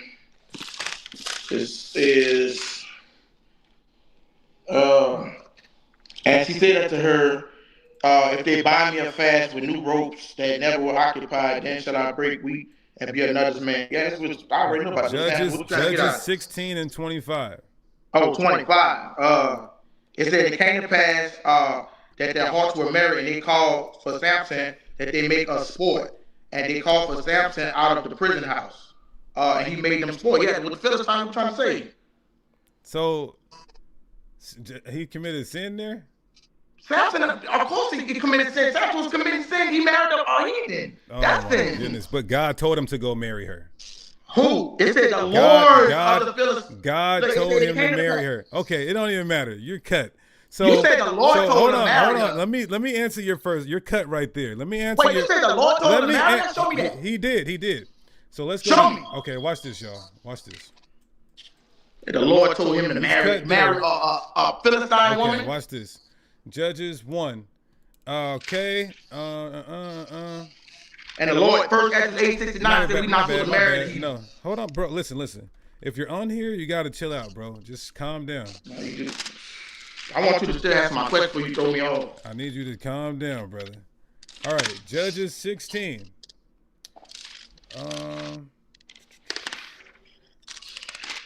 Where is it at? Samson had 2 wives. He had one wife, the first one, then he got rid of that. So don't try to confuse them up. Can you shut up while I'm looking for something? Thank you. I'm talking about shut up because you know your ass finna get cut, bro. All right. Have a good night, bro. See, you want to throw it off. Have a good night. You're never. Hey, you know what? You're never allowed on here again. Peace out. All right, because you know you finna get cut because your ass gonna be begging and celebrate boxing. Shut your dirty ass up. Bye. Wicked ass nigga, you wicked. Shut your dirty ass up. Bye. You wicked, dirty ass nigga. Bye. All right, next person. I'm going to read this anyway because he wouldn't let me. And the Lord moved Samson to do what?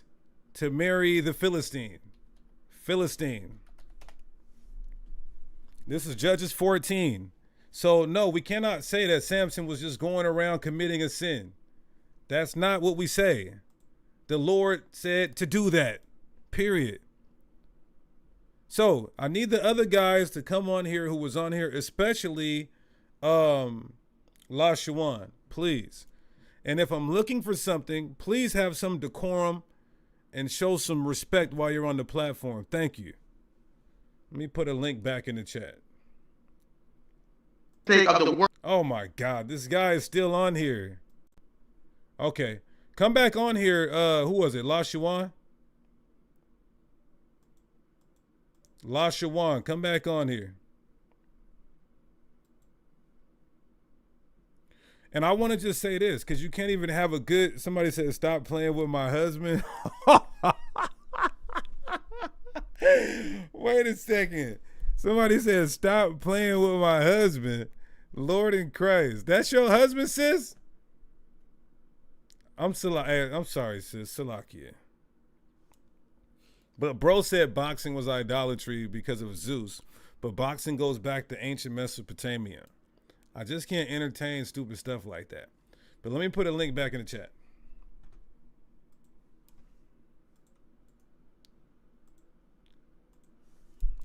All right, so we got a link back in the chat, sis. I'm sorry for going off on you. Hey, she's a real sister right there. You are a real sister. She gonna fight for her, man. You cooking like Kaya too, sis? All right, link is back in the chat. I want to talk about dreadlocks. Please. You guys want to talk about sports? I mean, we can, we don't have to, but I'd rather talk about what the topic is today. Please.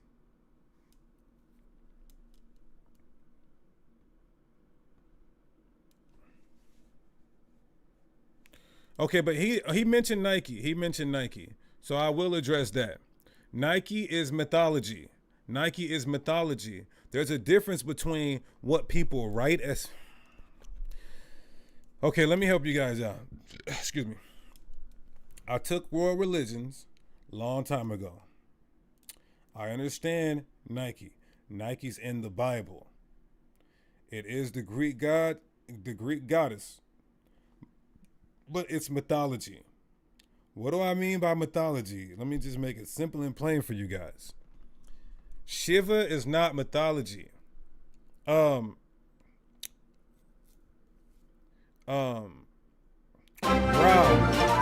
at the water for the sub, y'all. Greatly appreciate you. Ra, Baal, that's not mythology. Those are real idols. Mythology is what people write. What people write. There's no idolatry in that. You're writing myths.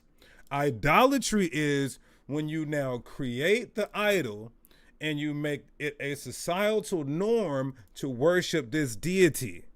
There is no actual idols of Nike.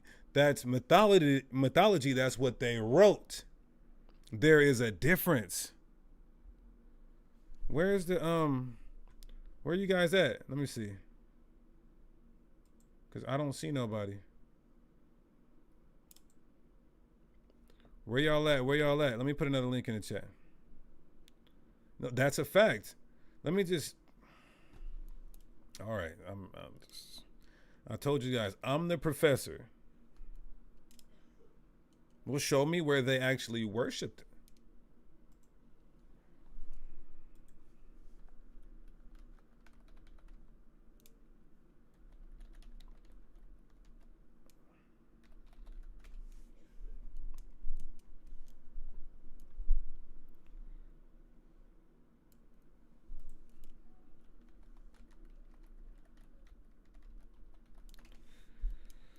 Okay, discuss throw is in the Bible. What?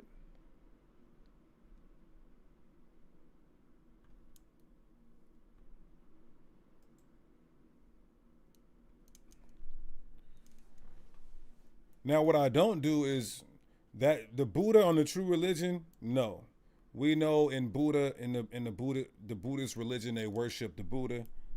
That true religion is all. Man, who said that? Show him.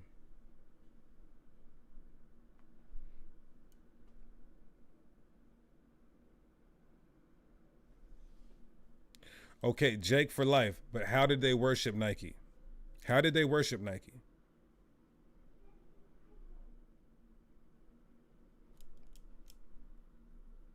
Do you know?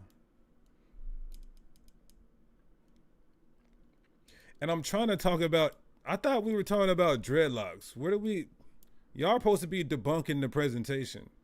Can we do that?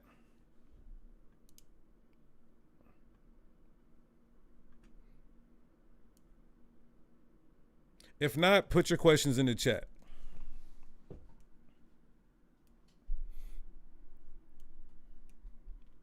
So since our cultures burn incense to honor their gods, are we to say we can't burn incense? No, because in the Bible, we see us burning incense. He said the link's not working. Okay, one second.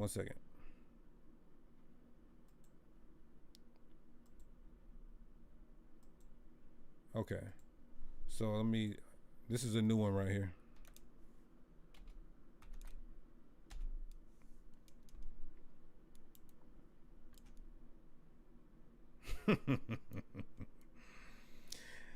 That brother didn't know sports was in the Bible. She said, I'm still stuck on how Goldilocks relates to this title, this topic. Because people think just because they say locks, then that means dreaded or matted hair. Or saying, where was Goldilocks dreaded or matted hair? All right, we got somebody on. And I'm going to ask Yazur. Hey, Yazar Wood Palette, what is the English word for locks? Okay. All right, you're live. What's going on, brother? Mic check. Mic check, you're live. Say something.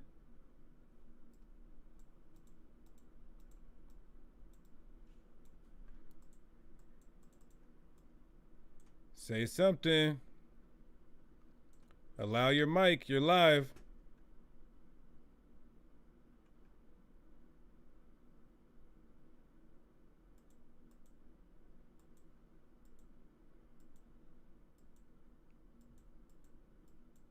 Okay, wait. I seen somebody back there. Okay. Let's get you on there. There we go.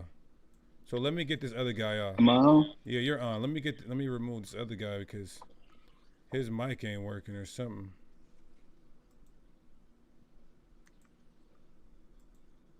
Okay. Aki. Whoa. Charles, what's going on, brother?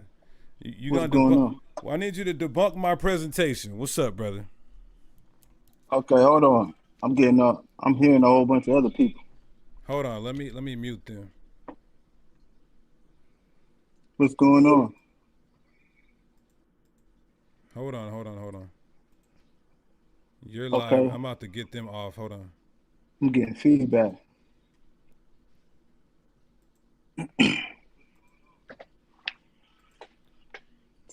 Okay.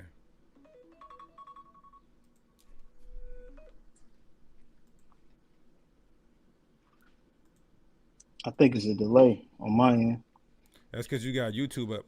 Go out of YouTube. Oh, close that? Yeah, close that. Oh, then I can't see nothing once I do that. You don't need to see nothing. We can hear you. All right. Hold on. Let me, Okay. hold on. Let me close this YouTube real quick.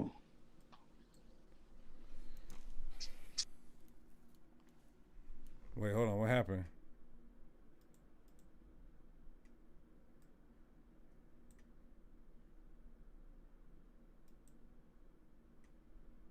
What happened to that?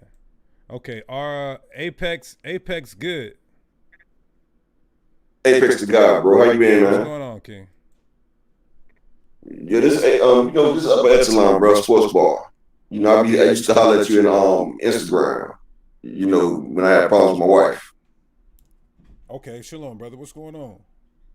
Nothing much, man. Nothing much. First off, bro, dude that brought up the boxing situation, man, we've been fighting in boxing long before Zeus, man.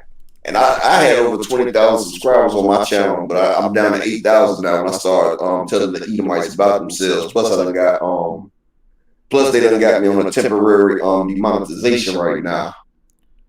Okay. Because I said something about the small hats, but you know, It is what it is. But I just had a question, bro. I've always been wanting to know because I admit I'm a humble brother. I don't know everything. You feel me? Mm-hmm.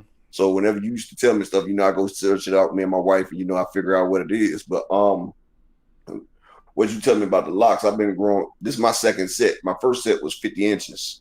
This one right here over 40 some inches. I don't know exactly how much my son has it, but at first I was taught that I was a roster first, but I had thought that the Nazarites that they grew their hair in locks and they didn't wash it. I mean I know they had grew their hair and they grew them in locks, but were you saying that not even the Nazarites is that the word locks was not translated correctly, or what's up with that? That's what I was wondering about the Nazarites. So when you look into the Hebrew word, it literally means just long hair or plaits. Nowhere in the Hebrew does it say matted up hair.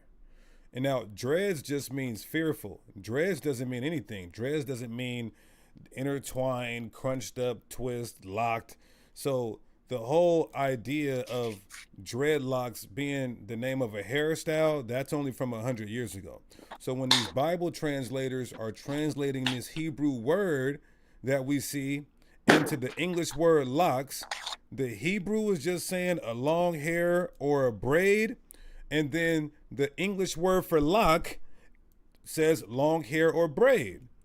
Nowhere in any definition, not Hebrew or English, does it say anything about matted up hair or what we call today, just 100 years ago, damn near, not even, dreadlocks. Okay, appreciate it, brother.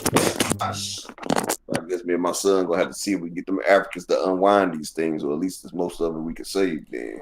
And on top of that, we went back into the origins of it. Before the Israelites were even on the earth, you had the Elamites, or the oldest records we have are their gods depicted as having what we call dreadlocks, matted hair in their ancient records, and then his followers replicating or resembling that as a form of honoring or idolizing their deity.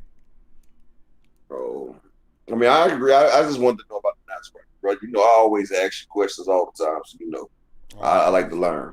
All praises. Appreciate you, bro. All praise to the Most High, bro. No problem. Anytime, King. All right. Shalom. Okay, so now let's get another link. They're saying the link isn't working, so I'm gonna put another one. I will put another one. Okay. Let me put another link in here. It seems like we may have to do one at a time because everybody can hear everybody talking. Okay, there's a new link.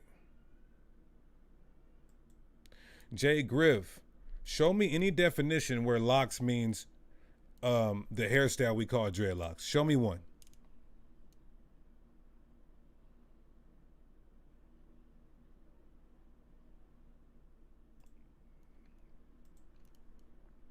Okay.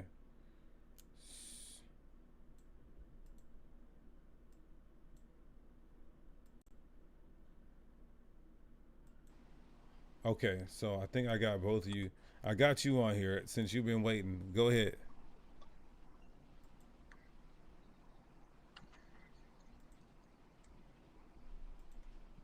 Okay, can you hear me?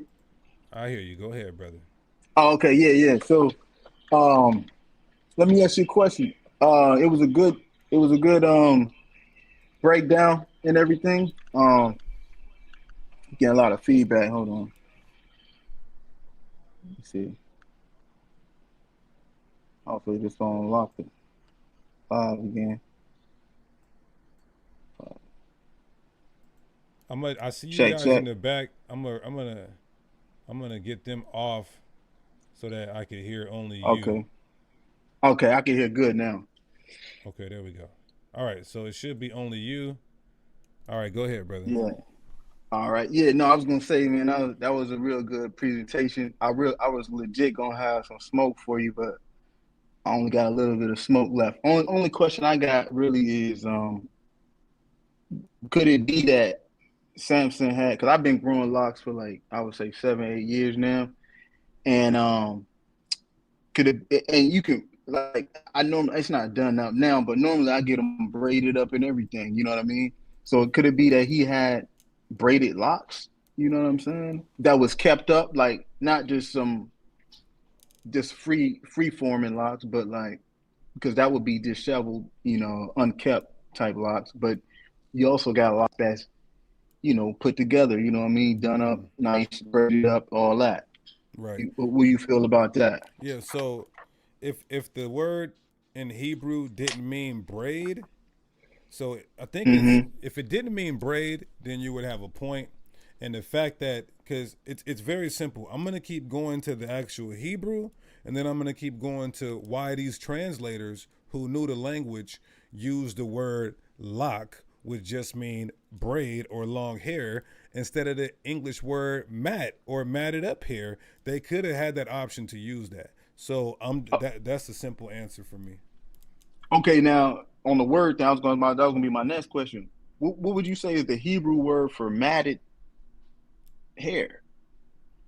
You know what I'm saying? Because it would be a Hebrew. They translate that from Hebrew, so that would be you would have to say there's a Hebrew word for matted hair or dreadlock or whatever. You know what I'm saying? Let me see.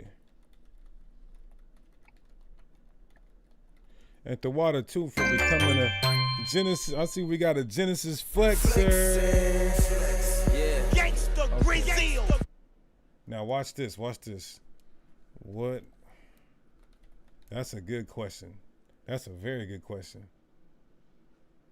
But look, I want to say you the only one that I've ever seen break down the whole lock situation as thorough as you did.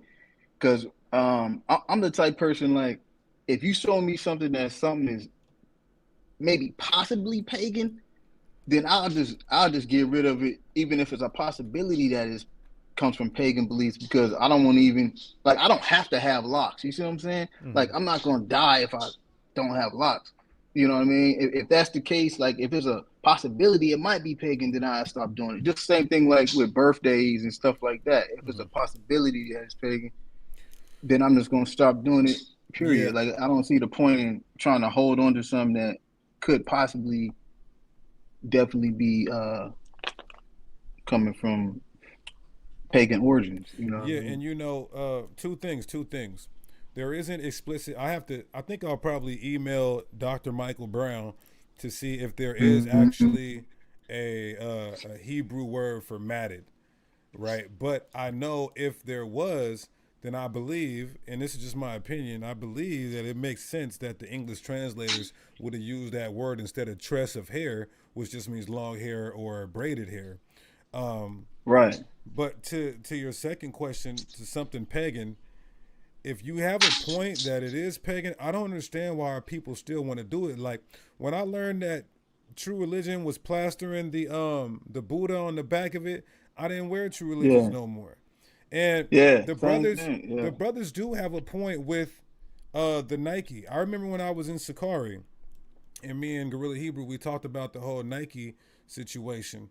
Now, if we further prove, that's why I said I'm open to it. I asked the brother, I said, I know Nike's in mythology, but show me how they worship Nike.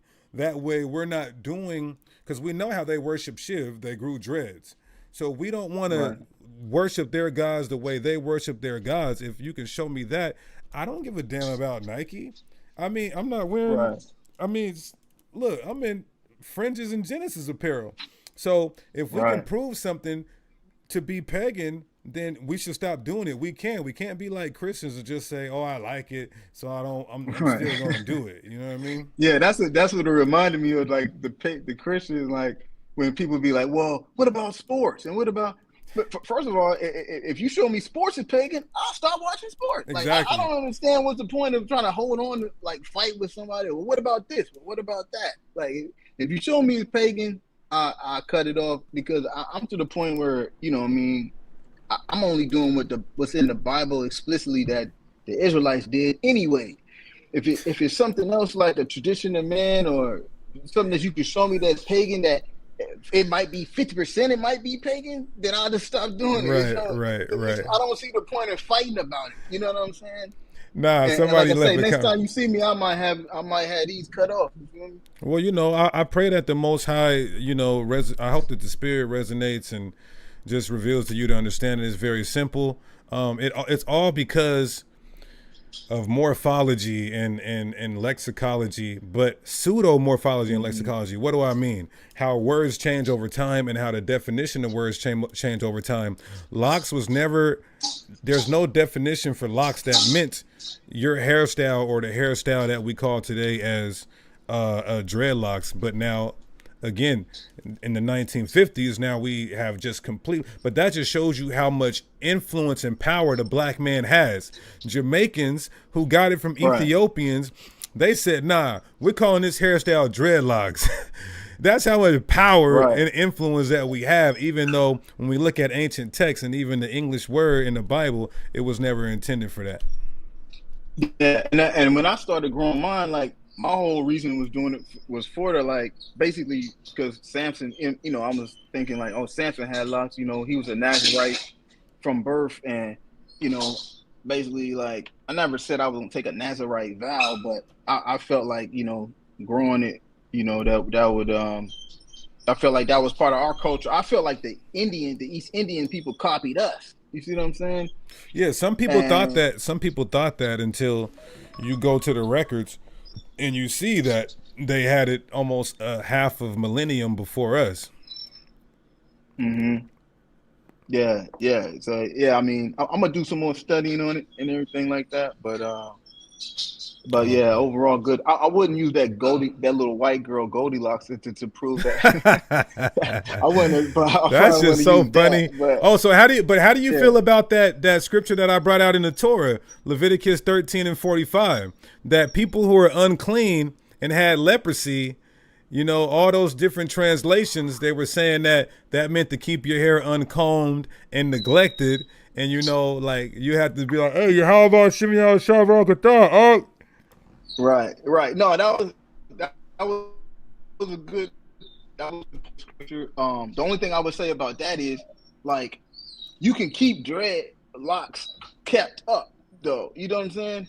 Like you can mine don't look kept right now. I just got shower and all that, but but normally I have them done up, like you know what I mean, all kind of designs and all that. You know what I mean? But I just ain't had them retwisted in a while. But Do I you might think not. if somebody get them retwisted, man, I might just get rid of them. might just get rid of him? All praises, the Most High. Get a Most High Yeah, a I hand. might just- Get a I'm Most gonna High pray a about it, hand, man. When one sinner repents, praises. all praises. All All right, King. Let me get another brother on sir. here. I appreciate your spirit, bro. All right, praises. man. Do your Salute. research. Do your studies. Fact check me on what I said, and then get back with me, King. Yeah, will All do, praises. man. Shalom, Shalom. brother. All right, so let's go to the next brother. Okay, now finally, this link is gonna be for La Shuwan. This link is gonna be for La Shuwan. Okay. Let me put another link in here for my brother La Shuwan.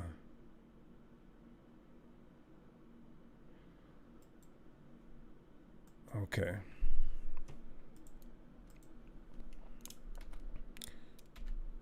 Shout out to that brother. If you cut them dreads, brother, you getting free tickets to the Genesis Passover. Genesis 2025 Passover. Sometimes you gotta pop out and show niggas. Genesis. All praises. Okay, the link is in the chat for La Shuwan. Link is in the chat for La Shuwan. When we getting that mixed fabric breakdown, we got that mixed fabric breakdown. We got some ancient primary sources around this thing. Okay, let's see. Do we got La Shuwan on here? Let's take a look. Okay, we got him on here. All right, mic check, bro. Mic check. La Shuwan, bro. This is your second time on here. Your mic's not working. Allow your mic.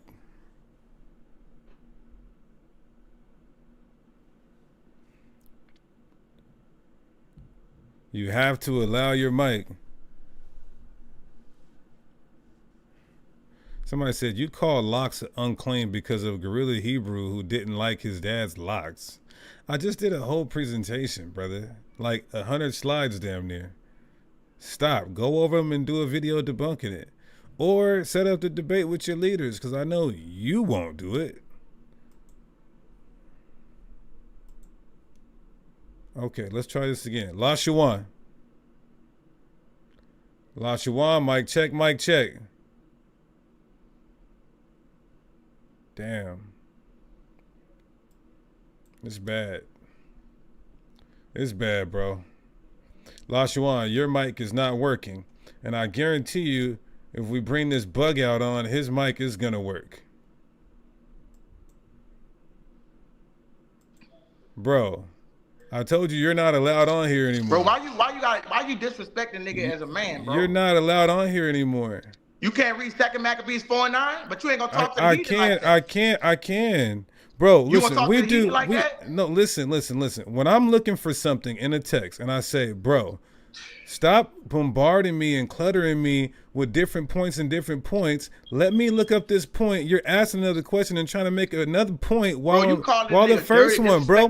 That was before. Son, that's some childish shit. You know what? I apologize, but that was before you disrespected me. Bro, so I therefore, never disrespected instead you as a of man as in disrespect, that was disrespectful, because the Bible says don't interrupt the brother in his speech. I said you're going from point to point and trying to bombard brothers when I'm trying to make a point, King. This is why, because this contentious spirit you have, that you can't be on here no more. Bro. All right. Is there somebody else? And to the brother's wife, I apologize to your husband. He's just way too contentious. Forgive me. He can't be on here no more, though. We don't need to be arguing in front of everybody. So, La Shawan, your mic is not working, but everybody else's is. What's up? You got a Cricket phone? You got a Nokia? What are we doing?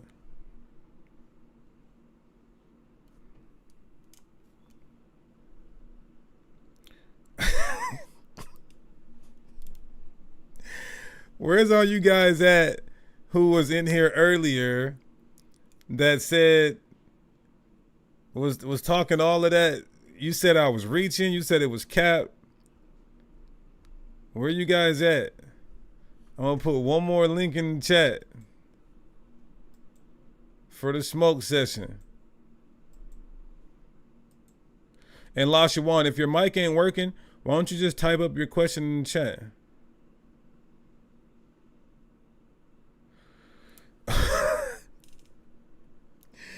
The comment board is so brutal.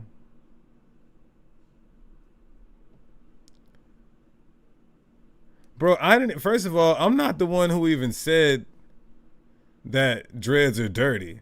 Everybody else said dreads are dirty. I didn't say that. This nigga's scared.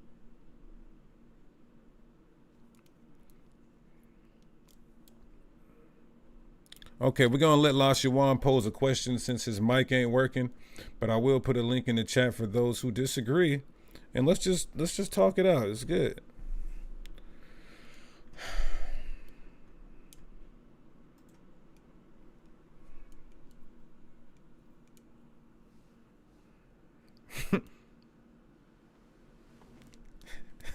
Now listen, I can think that they're dirty. Who remembers that? But I didn't say it today. It wasn't me. It wasn't me. Now, who remembers that meme from a few years ago, that little black girl? How are we dirty? How are we dirty?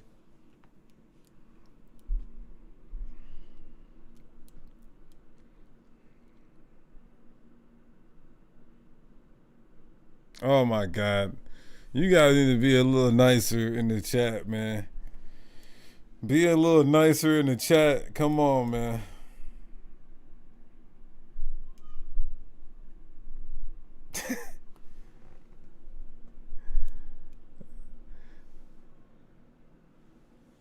How should a woman wear her hair? Look, anybody can ask questions. It's open for questions for everybody at this point. Let me see. We got somebody. Okay, here we go. Okay, what's going on, brother? Question, comment, smoke. What we doing? What up, D? What's going on, bro? I just want to get you to read 2 Samuel chapter 14:26 and get an understanding. Mm-hmm. Okay, 2 Samuel 14:26. Mm-hmm. And when he pulled his head, for it was every year at the end he pulled it, because the hair was heavy on him. Therefore he pulled it, so he shaved it. He weighed his hair of his head, and it was 200 shekels after the king's weight. So he just had some heavy hair. And he clipped it. Yeah. Okay, now my question to you would be, if we're not talking about locks, like what do you mean by locks? Like dreads. What do you mean by dreads? Like matted hair? Nah, not matted, because you got to. Because dreads means fearful. Like that? You got to do. You mean saying like on some, you have to do maintenance to this shit. You can't just let it mat up. Like, you got to get it parted and all that shit. So okay, so yeah, are you saying that because you have dreads, it would be heavier than braids or normal hair? Yeah, I ain't never seen a nigga grow no braids that'll get long enough for you to be like, this shit heavy. I mean, hair weighs the same weight. Hair is hair, so it's gonna weigh the same. I done grew a fro before, and I done grew locks, and the locks are definitely more heavier.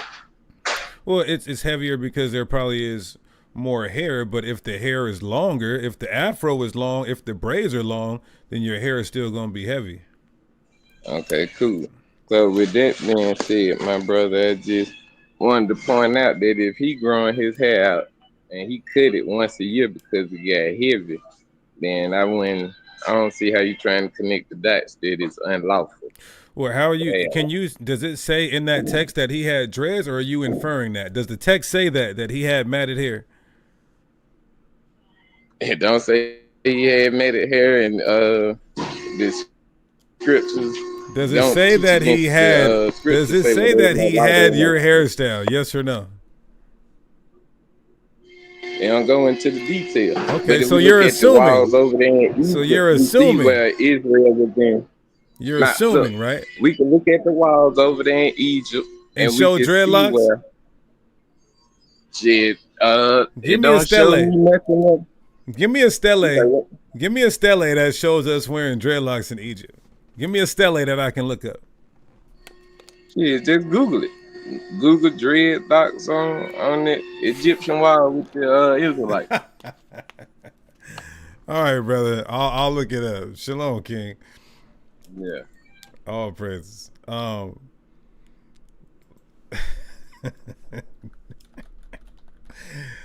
man.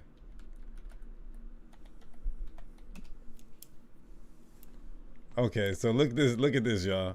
This is what I was saying too. Now, for one, you can't prove this is an Israelite. That's for one. But let me show you guys this. Where we at? Okay, here we go. All right, where we at? Right here. Okay, so for one, you can't prove that this is an Israelite. That's for one. You don't know what dynasty this is.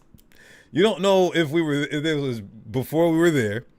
And for two, you cannot conclusively say, according to archaeology and pictographs, which I said 2 hours ago, that these are not just braids or a different hairstyle or twist or dreadlocks. You cannot confirm nor deny.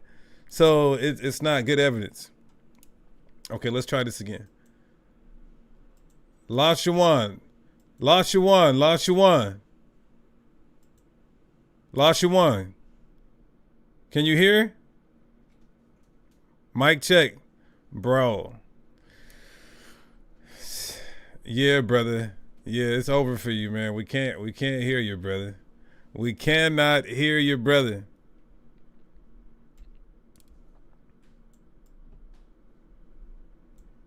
Okay.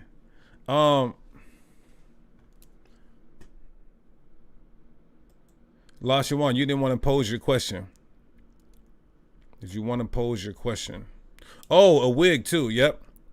Sources say they were wearing wigs back then as well. Wisdom, you can think all you want, but in scholarship, you definitely got to have more proof than what you think. But I got something special. I got something special for y'all.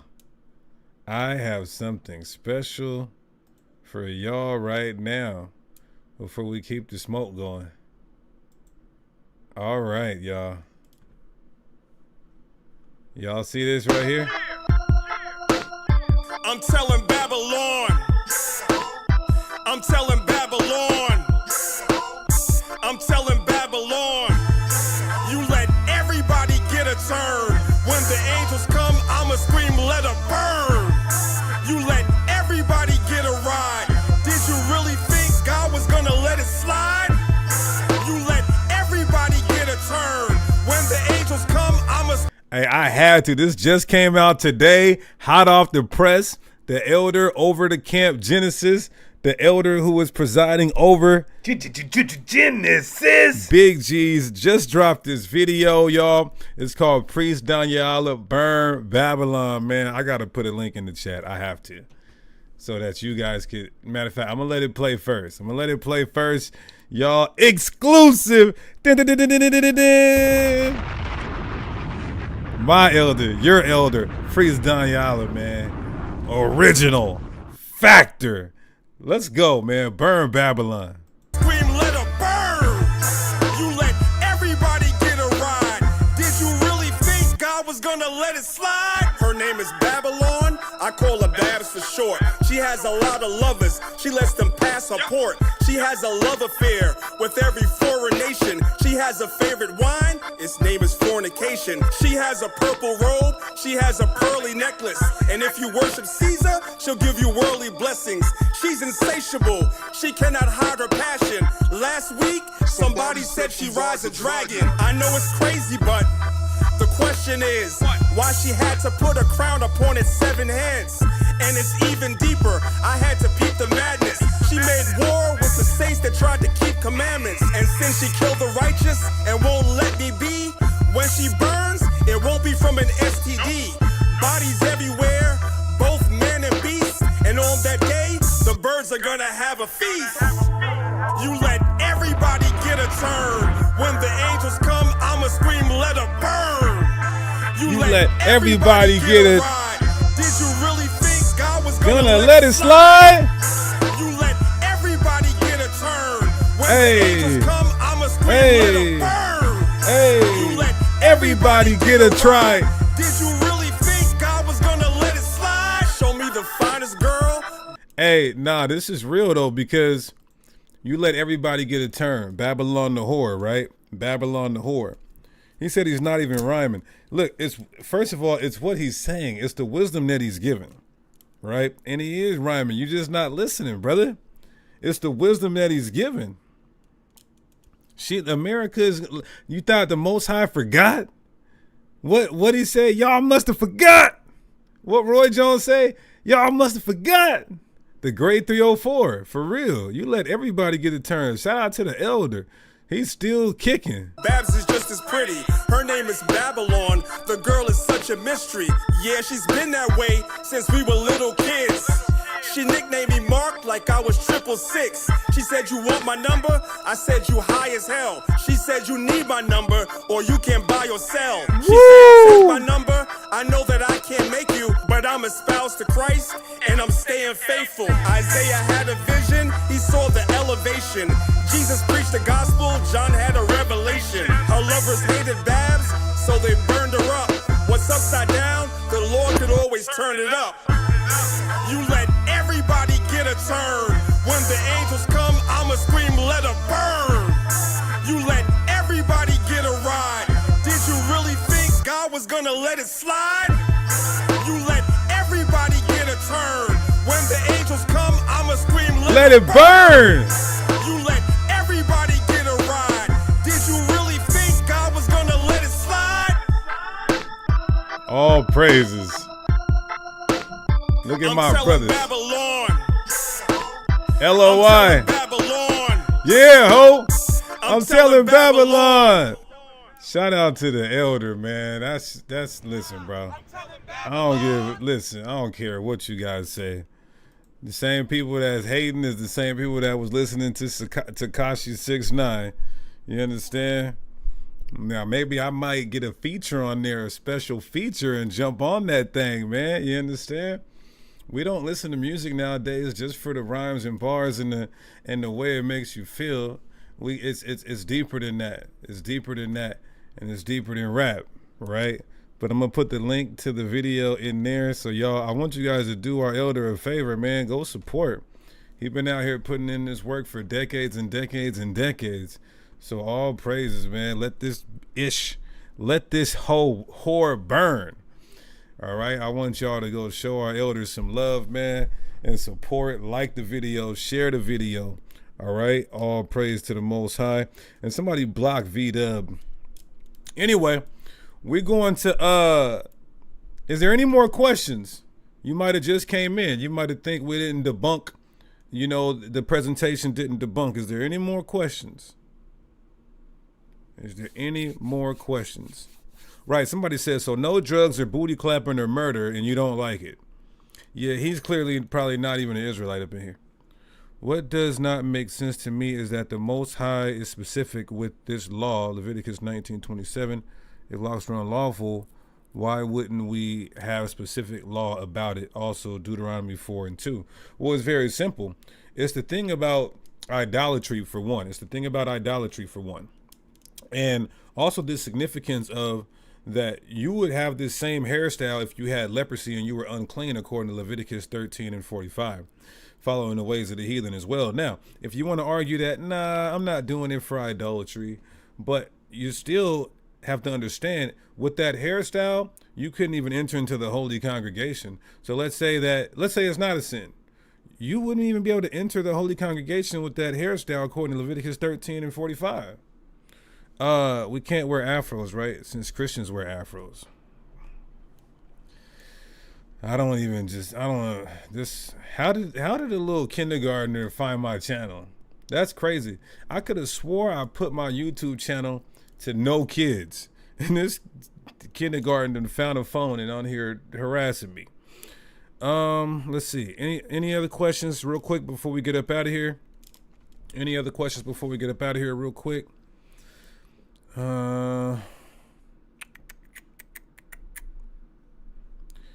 Hit that like button and share it on the way out.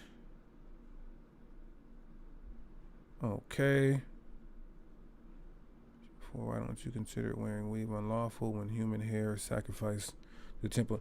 I said if you could prove that about the weave, then of course I would teach on that.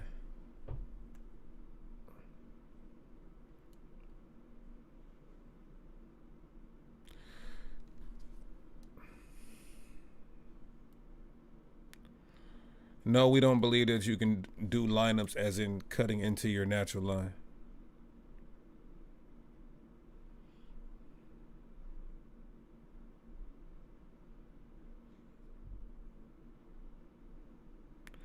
Well, not according not according to Leviticus 13:45.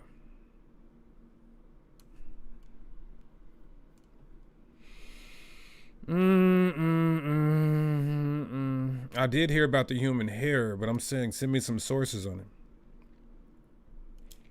The brother already read 2 Maccabees 4:9 about sports.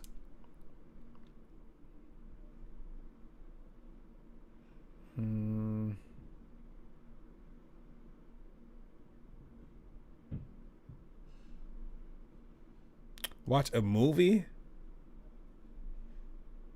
Sister, I need scholars. I need scholarship. I need sources. I need some primary sources, possibly. I need some scholarly sources, some historical sources. I don't know about this movie. I can't just make claims off of a movie. Okay, if there's no more questions about dreadlocks, we're going to end this by giving all praises, honor, and glory to our Heavenly Father, Yahweh. And we do so by Shema Mashiach Yahweh Shai. Until next time, y'all, peace, blessings, and Kwam Yasharala. Passover 2025 will be in Charlotte, North Carolina. March 12th. Pull up. Don't meet me there, beat me there. Hosted by Genesis. Big G's, not the little ones, here to feed the little ones. Get your tickets now at tinyurl.com/Genesis Passover 2025. Super camps, music, performances, barbecues, kids activities, free parking, abundant Passover meal, complimentary Passover meal after that, free drink, all of that, all the stuff. Pull up. Special lecture by me and Hassad. 5 Bible mysteries finally revealed. We're also doing virtual tickets you'll be able to watch online if you can't make it. March 1st, we stop selling tickets, so book now. Again, that's tinyurl.com/Genesis Passover 2025.